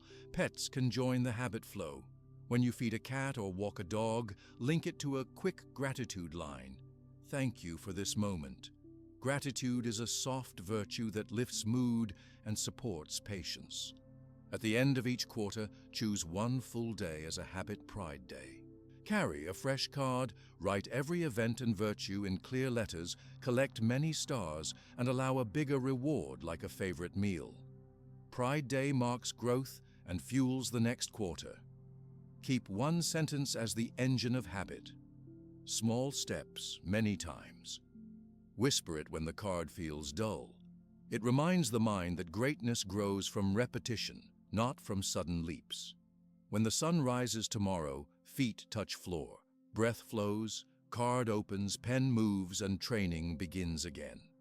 The habit loop guides words, posture, and virtue through the hours, and fear finds less and less space to hide. A new card opens each sunrise, yet the total stock of cards in your life is limited. Every day you pull one card from a hidden pile that grows smaller with no sound. This fact may feel heavy, but it can also free you. When you see that time is short, you stop giving hours to useless fear and empty noise. You protect minutes as if they are coins that once spent never return. Begin with a clear truth. A day has 24 hours, each hour has 60 minutes, and each minute has 60 seconds. Write that on a small piece of paper and tape it where you see it often. The numbers look simple, yet when you feel them pass, they gain weight. Take 1 minute right now and watch the second hand on a clock. Count each tick until the hand makes one full circle. Notice how many thoughts tried to pull you away even in that short span. Those thoughts show how easy it is to lose time without meaning to. To measure loss, run a worry count. Pick one common worry spiral, maybe a money fear or a health fear. Set a phone timer for the next time that worry starts. Let the timer run until the worry stops or shifts to action. Write the total seconds. You may see 200 seconds or 500 seconds or more. Repeat on 5 days. Add the totals. Many people find they lose thousands of seconds each week to the same repeated fear with no fresh result. Convert those seconds to hours. A block of thousands of seconds means near 1 hour lost. Seeing the number on paper shakes the mind awake. Now ask a new question. What could fill that hour better? List 3 small but real options.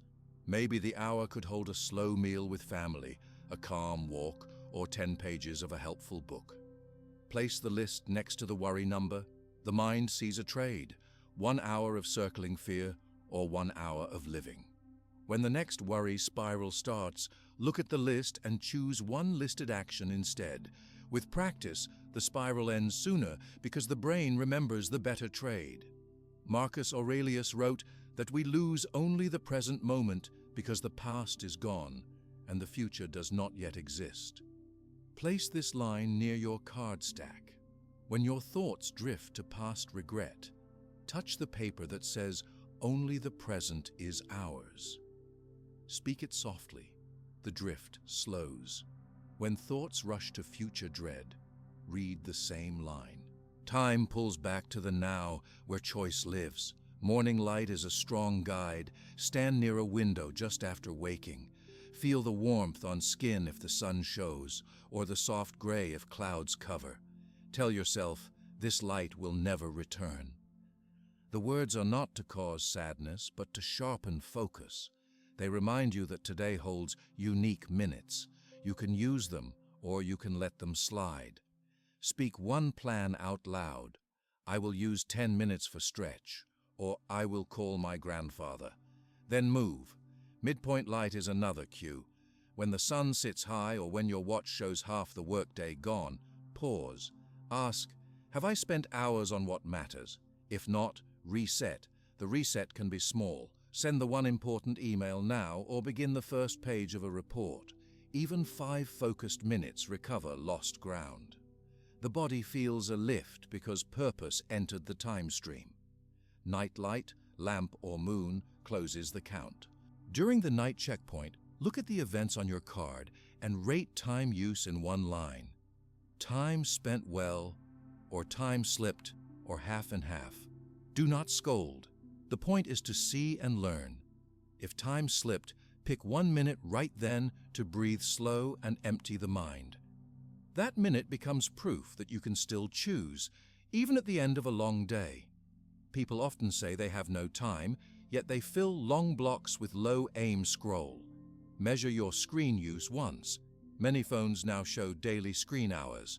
Note the number, then set a target to cut 1/10 of that time next week. If the phone shows 3 hours daily, cut 18 minutes. Use those freed minutes on a planned joy, music practice, drawing, tea with a friend. When joy fills the slot, the cut feels rich, not strict. Meetings can leak time. Enter each meeting with 2 written aims. If the talk drifts far from those aims, guide it back once with a polite line. May we return to the goal? If drift repeats, note action steps, then excuse yourself if rules allow. Saved minutes add up. At month's end, you may gain several hours for real work or rest. Transitions hide lost time, too. Moving from desk to kitchen, you might check messages by reflex. Choose one rule. No screens during transitions under 2 minutes. Use those minutes to stretch or breathe. The tiny rule recovers many short slices across the day. Travel looks like a block beyond control, but even a bus ride can serve purpose. Pack a small book or an audio lesson. Decide before the trip. This ride is for reading, not for idle fear scroll. The moving vehicle then becomes a study room. Weekends can vanish under chores. Plan one anchor activity that feeds spirit. It could be a park walk, a shared meal, or silent writing. Put it on the calendar first, then fit chores around it. Anchoring keeps the weekend from dissolving. Time with people needs clear presence. When talking face to face, keep the phone out of sight. Look at eyes, listen to words. The mind notes real contact and feels full. 5 minutes of such contact can equal hours of half-attention chat. Aging relatives feel time keenly. Visiting them shows how each minute is a gift. Stay fully present. Ask for stories. Record one on your phone with permission. These recordings become treasures when the voice is gone. Regret wastes time twice, once in the past act, once in present replay. When regret rises, name the event, note the lesson, plan one corrective step, then stop the replay. Repeat the new plan as needed, but leave the old scene closed. You cannot own past minutes. You can own the next one. Time pressure sometimes helps focus, yet constant rush harms health. Use a timer tool called the 50-10 rule. Work on one task for 50 minutes, rest for 10. During rest, stand, breathe, and drink water. The brain returns sharper and errors fall. The rule guards health while holding pace. Fear often argues that you cannot rest because tasks stay unfinished. Answer with math. A mind that rests 10 minutes each hour does 6 focused work blocks in 6 hours, gaining 5 breaks. A mind that never rests drags and rewinds, losing clarity. Tested studies show steady breaks raise output.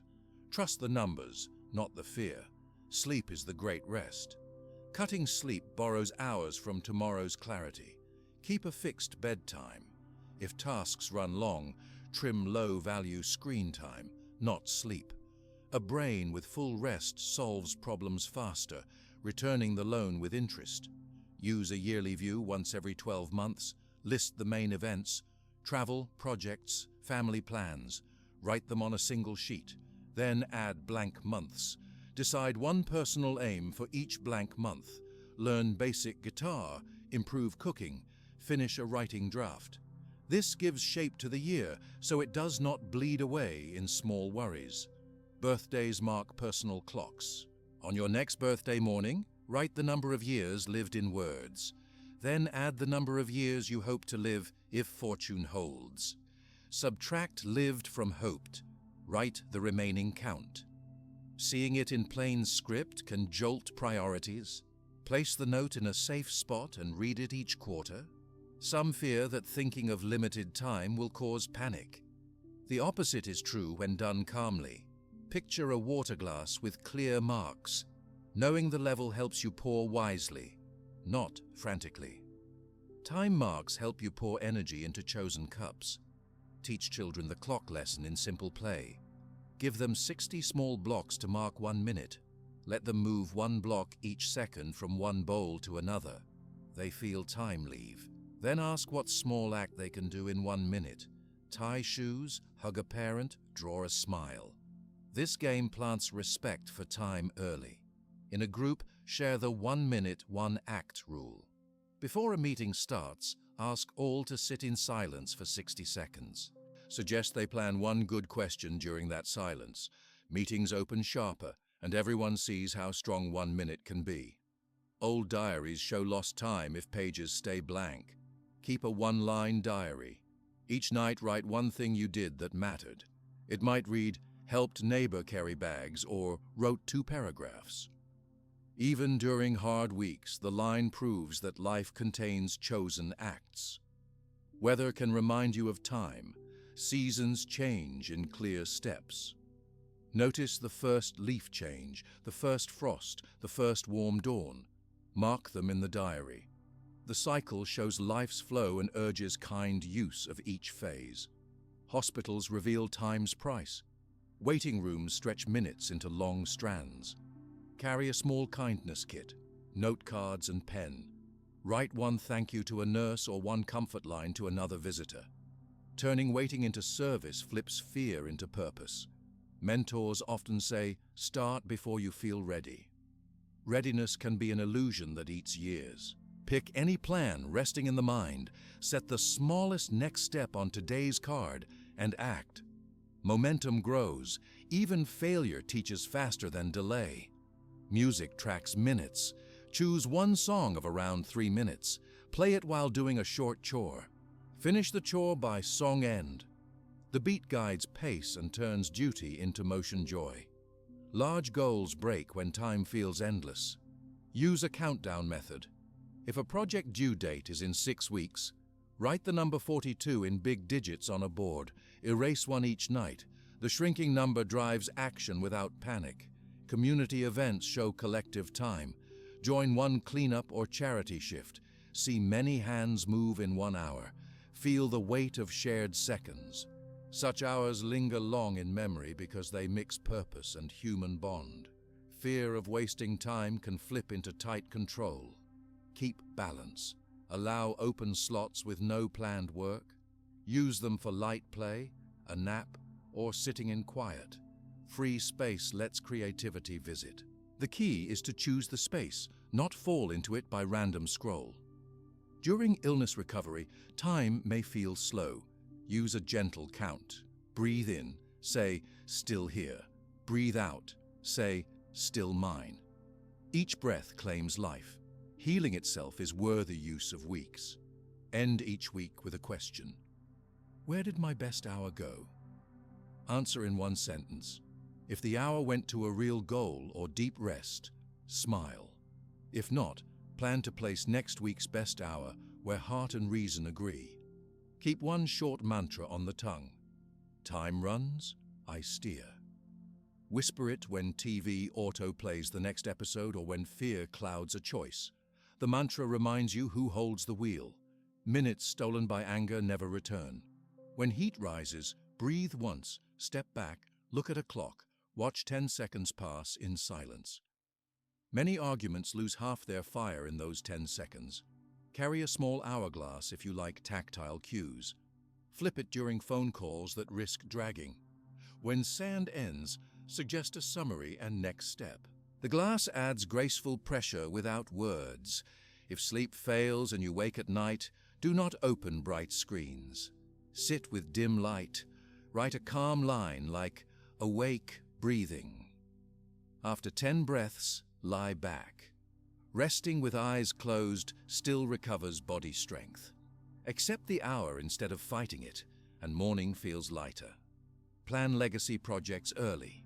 Record family recipes. Scan old photos, or write short lessons you wish you had learned sooner. These acts pass time value forward even after your own clock stops. At year end, hold a personal time audit day.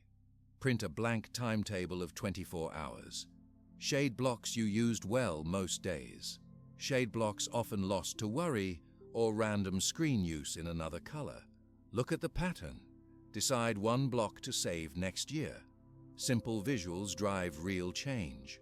When final sleep comes, no one knows the hour, you will not wish for more scroll or more worry. You may wish for one more calm talk, one more act of help, one more morning stretch under soft light. Use that future wish as guide for today. Close the day by touching the card in the drawer. Feel the weight of one sheet, light yet full of lived seconds. Say quietly, "Thank you, time." Then rest. The drawer stays shut, the room darkens, and soon another day arrives. In every new day, some moments will challenge you more than others. These hard moments often strike without warning. A message pops up, a loud noise breaks silence, a voice questions your work, or a sudden pain hits the body. When such a moment appears, you can move through it with one short process that links all 3 mental shifts you have learned: control, training, and time. The process uses 5 clear steps and fits inside one deep breath. First step, pause for one full breath. Air enters through the nose, fills the chest, and leaves through the mouth. During this brief pause, your older brain sends stress signals, yet your newer brain gets a chance to take the driver's seat. The pause does not solve the problem, it only buys the space needed to see well. Practice this single breath in safe times so it rises fast when stress hits. Each morning, stand by a window, breathe once, and whisper, "Pause," inside. Each night, lie down, breathe once, and whisper, "Pause," again. The body then links the word to the act.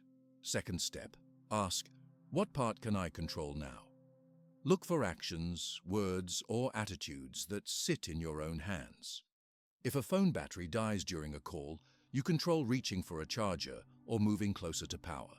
You do not control the battery that is already empty. If a person blames you in public, you control your next words, your tone, and your posture. You do not control their feelings. State the control in plain words. I can speak one calm sentence, or I can press the power button, or I can take 3 slow steps back. Naming control aloud helps the mind focus on reachable levers. Third step, label the event as training. Say quietly, "This is practice." Then name the virtue being trained: courage, patience, or clarity. A missed bus. Practice in patience. A sudden speech request. Practice in courage. An unclear task. Practice in clarity. The word practice turns the stressor into a gym tool. Muscles of mind grow only when they lift real weight. By calling the moment practice, you accept the weight and prepare to lift with form, not flinch. Fourth step, remind yourself that time is short. Think one line, "Seconds are passing." This line cuts the urge to freeze in rumination. Freezing wastes the very seconds you wish to guard. When the mind feels the soft push of passing time, it leans toward useful motion. The line is not a whip, but a guide. It keeps priority clear. In an argument, the line says, "This minute can stay angry or can move to solution." In a delay, the line says, "This minute can fume or can breathe and rest." Choose and move.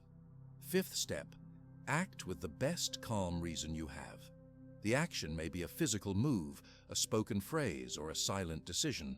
Keep the move small and direct. If the situation demands many moves, start with the first one only.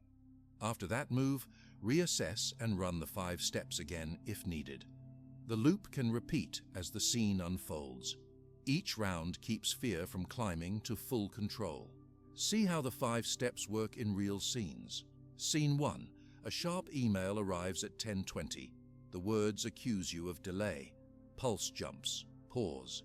Inhale 4 counts. Exhale 6. Control. I control my reply tone and timing. Training. Practice in calm speech. Time. Seconds are passing. Anger spends them. Action. Close email. Stand, stretch 20 seconds, sit, draft reply with facts only. Scene 2. Rain starts while you walk to a meeting without an umbrella. Clothes dampen. Pause. 1 breath. Control. I control pace and attitude. Training. Practice in acceptance. Time. Seconds pass, meeting time nears. Action. Walk steady, breathe, enter building, dry off with tissue, speak first line of meeting. Scene 3. Child spills juice on fresh papers. Pause. 1 breath. Control. I control voice volume and next move. Training. Practice in patience. Time. Seconds pass, cleanup can start now. Action. Set papers aside, grab cloth, involve child in wiping, then continue work. Each scene lasts only a few minutes. The 5 steps use less than 10 seconds, but shift the quality of all minutes that follow. Fear and frustration still knock, yet they do not enter to take charge. You remain the gatekeeper. Body signs confirm success. After the action, check pulse, jaw, and shoulders. They often feel looser than in past similar events. The body learns that alerts can rise and fall without high cost. Over weeks, stress chemicals release in smaller bursts because the brain predicts fast resolution. Use small drills to sharpen each step. Drill for the pause. Set a phone alert 3 times a day. At each alert, whatever you are doing, freeze for 1 breath. Resume. This wires the stop reflex. Drill for control spotting. List 3 random events each morning. For each, write 2 items under the title, I control.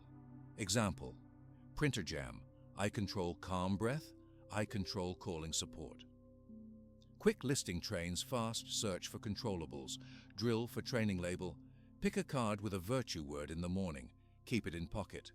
When any stress appears, touch the card and whisper the virtue. This speed links event to training. Drill for time reminder, wear a simple watch with a second hand. Glance at it during stress, watch 5 seconds pass, then act. Visual seconds keep the line alive. Drill for act small, choose 1 daily task and limit first move to under 30 seconds. For a messy desk, first move is stacking 1 pile. For email overflow, first move is deleting 2 obvious spam messages. The brain learns to start rather than plan forever.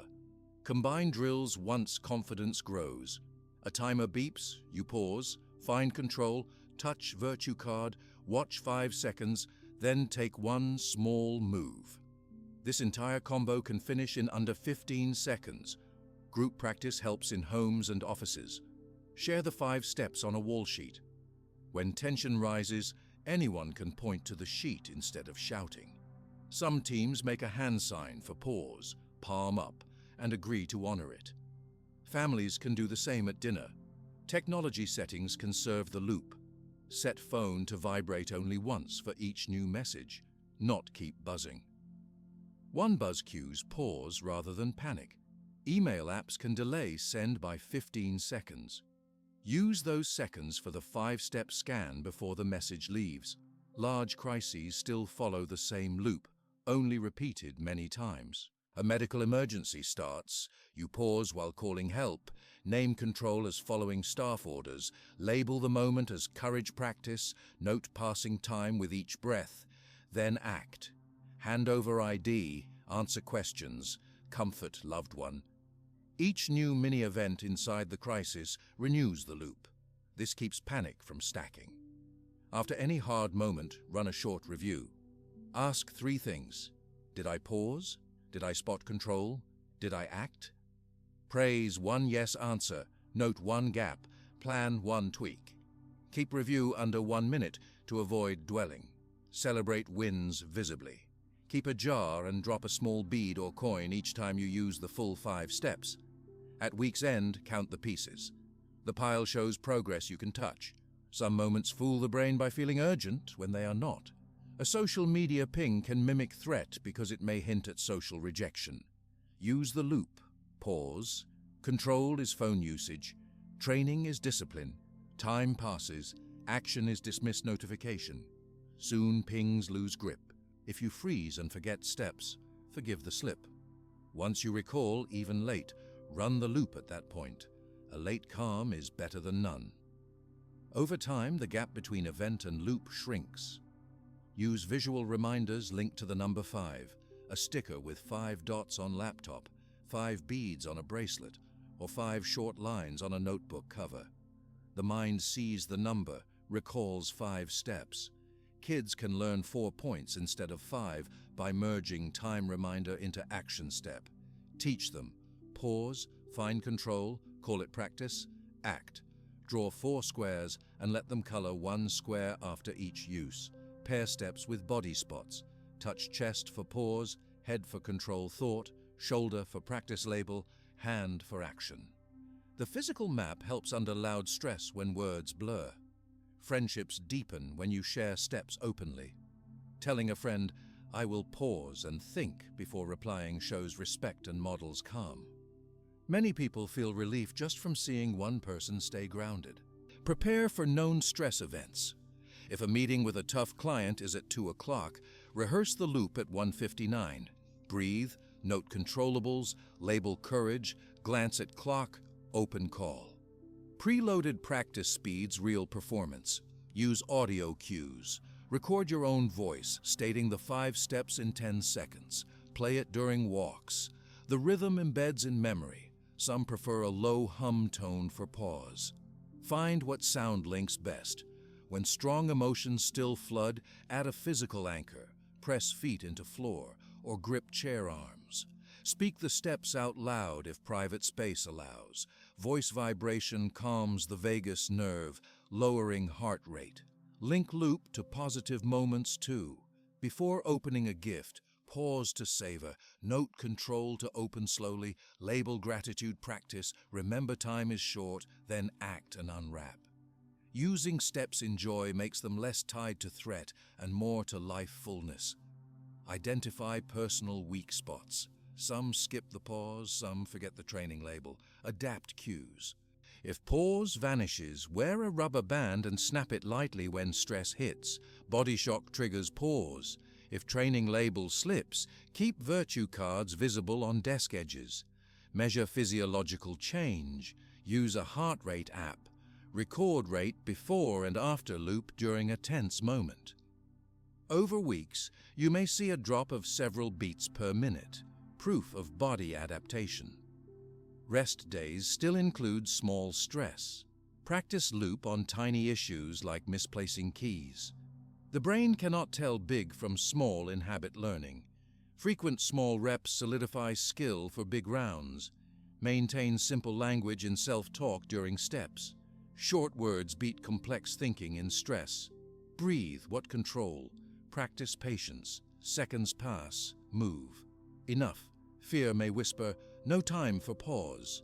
Answer, one breath saves many. Each rushed error avoided confirms this truth. Link loop to the daily card system. Morning card lists likely stress events. Next to each, write the single control lever, the virtue, and the first action. During the day, if the event comes, the loop has a pre-written script. Night review should include one line. Used loop at Baozu, ANS. Record place and feeling after. Stars for easy rating help view patterns. Seasonal triggers, holidays, deadlines can be loop themes. In heavy shopping crowds, run the loop at each long queue. During tax month, run it at each paperwork session. Repetition in themed periods accelerates mastery. Mentors in history use similar pauses. Marcus wrote to himself, "Stay still inside turmoil." Epictetus told students, "Use reason before impulse." Your 5 steps set a clear method for those ideals. Never aim for perfect calm. Bodies still surge chemicals. Goal is clear choice within surge. Even small tremor in voice is fine. The words guide outcome. Share success stories in a support circle. Hearing how someone used the loop during a job interview or a family dispute reinforces group belief and personal resolve. Keep a small drawing of a hand with 5 fingers, each labeled with 1 step. Post it on fridge. Quick glance refreshes order. When traveling, different languages and settings may blur thought. The loop is language light. Use silent mental keywords or finger count. Universality makes it a portable tool. If you face ongoing anxiety disorder, combine loop with professional help. The process supports therapy by adding daily micro skills. At life milestones, wedding, birth, move, expect extra emotion. Run loop many times, even during happy tears. Joy can overwhelm choice too. The loop preserves presence. Make a song verse of the steps. Sing softly during chores. Rhythm cements memory. Set yearly check. On a chosen date, test loop in a planned stress drill. Cold shower, public speaking club, or timed puzzle. Gauge speed and clarity. Note growth since last year. Hold gratitude for the loop itself. After using it, whisper, "Thank you, mind and body, for remembering." Gratitude feeds the habit. End each day with a gentle nod to the 5 steps. Pause, control, practice, time, act. Close eyes, breathe once, and let rest take over. You wake after a full night of rest. Your card waits on the table, the same simple tool that has guided many mornings. You breathe once, feel calm spread, and begin another day. A gentle surprise greets you.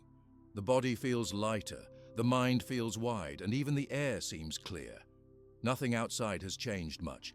Traffic still sounds on distant streets, tasks still sit in folders, and people still bring mixed moods. The change lives inside you. Fear now whispers from the back seat, while steady reason holds the wheel. This steady state is quiet courage. Quiet courage does not roar. It shows in calm eyes and in shoulders that stay level when plans shift. It shows in a hand that picks up the phone after one breath, even if the heart taps faster. Quiet courage lives in small choices that build strong walls against panic. You have stacked those walls brick by brick, naming events, steering words, holding upright posture, labeling problems as training, guarding time, and running the 5-step loop. The walls do not block life. They keep fear from ruling life. A simple test proves growth. Think back to a scene that once shook you hard. Maybe a sharp comment in a meeting or a large bill in the mail. Picture that same scene now. Notice the body's response. The pulse may rise a bit, yet air still flows well. Muscles no longer lock. The mind soon whispers, event outside, judgment inside, and lists choices. That whisper is quiet courage at work. The body trusts it. Fear still visits but leaves quickly because it finds no room to camp. Other people begin to notice. A coworker says, "You stayed so calm when the deadline moved." A friend says, "You listened without jumping to blame." A child says, "You helped me fix the spill, not yell about it." Their words confirm the steady change. They also remind you of a hidden gift. Calm spreads. One centered person can lower tension in a whole room. Your calm face acts like a small lamp. It sheds light without noise, letting others see more clearly too. Calm does not mean cold. You still feel joy, sorrow, excitement, and anger. Emotions color life. They are welcome. The difference is in order. Judgment stands first, emotion follows, and reason guides action. When sorrow comes, you name the event, allow the feeling, and choose a useful step, like reaching out for help or giving comfort. When anger sparks, you pause, breathe, and speak facts with firm tone rather than sharp words. Feelings move cleanly through. They do not spill and stain. Steady practice builds trust in yourself. You trust that you can meet rude words without matching rudeness. You trust that you can face new tasks without freezing. You trust that time, though short, is enough when you guide minutes with care. This self-trust frees energy once tied up in doubt. Energy now flows into creation, service, rest, and play. Freedom grows inside the same walls that keep panic out. Epictetus taught that true chains are mental, not metal. You have tested his teaching. You once feared messy traffic, sudden costs, random judgment from strangers. Now you see those as neutral events waiting for your chosen story. The mind chooses the light story, and chains break. Outer events still come and go, but they no longer drag your mood. This inner freedom widens choices. A chance to speak in public appears. You say yes because fear no longer blocks the door. A friend invites you to a hike. You go without the old worry about weather or pace. A new skill looks hard. You start learning because you know practice shrinks hard things. Life gains range when fear stops closing paths. Look at your day and count signs of freedom. You start tasks on time because doubt does not stall you. You end tasks on time because perfection fear does not trap you. You rest without guilt because you see rest as wise choice, not waste. You say no when a request clashes with true priorities using calm words. You say yes when a request matches values without worry over future unknowns. Each sign is small alone. Together they shape a clear life path. Old habits still knock. Maybe you slip and scroll an hour past bedtime or snap at a driver. When this happens, quiet courage treats the slip as another event. Pause, name, adjust, and move on. No harsh blame, no self-label failure, just clear correction. This forgiving stance keeps forward motion smooth. Teaching others deepens your own freedom. Share one tool, perhaps the single pause breath, with a coworker. Show a child how to name an event separate from judgment. Offer a partner the idea of labeling each worry as training. Teaching forces clear words and renews your habit at the same time. It also plants seeds of calm in new soil. Group settings benefit from shared calm routines.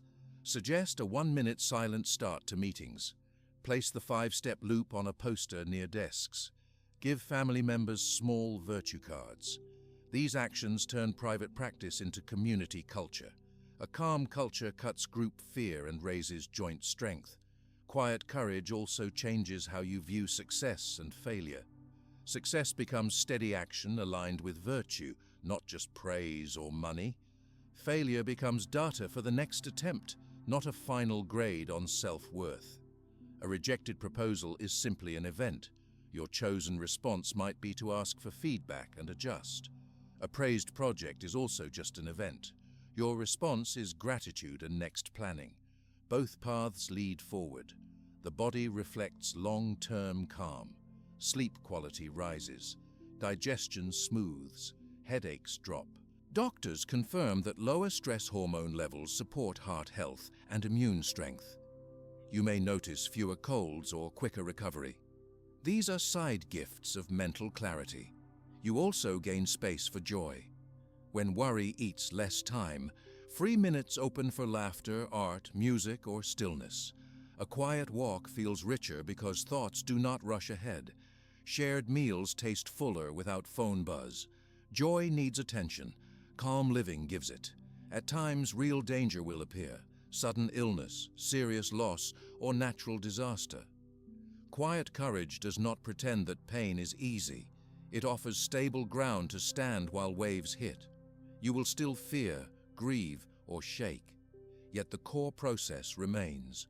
Pause, find control, label training, note short time, act. These steps do not erase pain. They stop panic from adding extra layers. They guide wise choices like calling help, comforting others, or securing safety. After crisis passes, they help you process and heal. Inner freedom also guides long plans. You set goals based on values, not on fear of missing out. You choose work that serves purpose rather than image. You spend money in line with clear needs and simple joys, not to polish status. You let friendships breathe. You give and receive support without scorekeeping. Life feels lighter because you carry no hidden weight of constant impression management. The Stoic virtues begin to blend into one smooth motion. Wisdom drives choices, courage fuels action, justice shapes fairness, and self-control keeps paths steady. You do not recite these virtues aloud, you live them in tone, pace, and deed. People may ask, how do you stay so balanced? You might answer, I focus on what I control. That one line hints at the larger practice behind it. Reflection remains key. Keep the night card ritual alive. In 1 minute, note one act of quiet courage from the day. Spoke calmly when plan changed, or paused before replying to blame. Smile at the note. Drop it in the drawer. Over years, these cards form a silent book of personal growth. Reading old cards shows how far steady practice travels. Gratitude also anchors courage. Each morning, list one reason you are glad to meet the day. Some days it may be health, others fresh air, a message from a friend, or simply one more chance to learn. Gratitude feeds calm. It reminds the mind of gifts already present, reducing hunger for endless more. If doubts whisper that calm will fade, remember the brain pathways you have built. They stay ready even after gaps in practice. One breath brings them back. The work of months lays a solid floor you can always step on. A clear life invites creative risk. You may write a story, start a side craft, or learn a language. Fear of judgment still stirs, but no longer blocks. You move forward with small, steady steps, using the training label on each challenge. Creative acts enrich both self and others. Service to community becomes easier too. When fear shrinks, empathy grows. You may volunteer at a shelter, mentor a student, or clean a park. Helping hands know they cannot control the whole world, yet they control this 1 hour of aid. Service loops back, boosting your own peace. Travel feels different. Delays and lost luggage become neutral events, even small chances to practice patience or adaptability. You meet new cultures with open curiosity rather than anxiety. The journey outside mirrors the journey inside. One day you face a deep test, a major project fails, or a loved one shows serious illness. The old panic tries a comeback. Another person might sink, yet you run the loop almost without thought. Pause, control focus, virtue training, time reminder, first action. You hold steady enough to help others and to think clearly. Afterward, you realize the training of years stood firm. This moment reveals the full power of quiet courage. Legacy follows. You leave calm traces on people. A younger co-worker recalls your steady guidance. A child remembers the kind tone you used during mistakes. A friend repeats your phrase, "only an event," to someone new. These traces outlive tasks and titles. They ripple through minds beyond your sight. Death itself, the final event, appears less frightening. Stoic teachers reminded us often that life ends. You now face that thought with clear eyes. Knowing time is finite, you waste less of it. Knowing death ends fear, you fear less while alive. When your final breath comes, perhaps many years ahead, you will meet it as another step. Pause, let go, trust that you lived with reason and care. For now, life continues. You wake, breathe, plan, act, rest, and repeat. Storms still roll across the world, yet inside stands a calm room. The room holds a window open to fresh air, a small desk with blank cards, and a chair where you sit upright. Fear may knock, but you choose who enters. A last reminder fits on one card.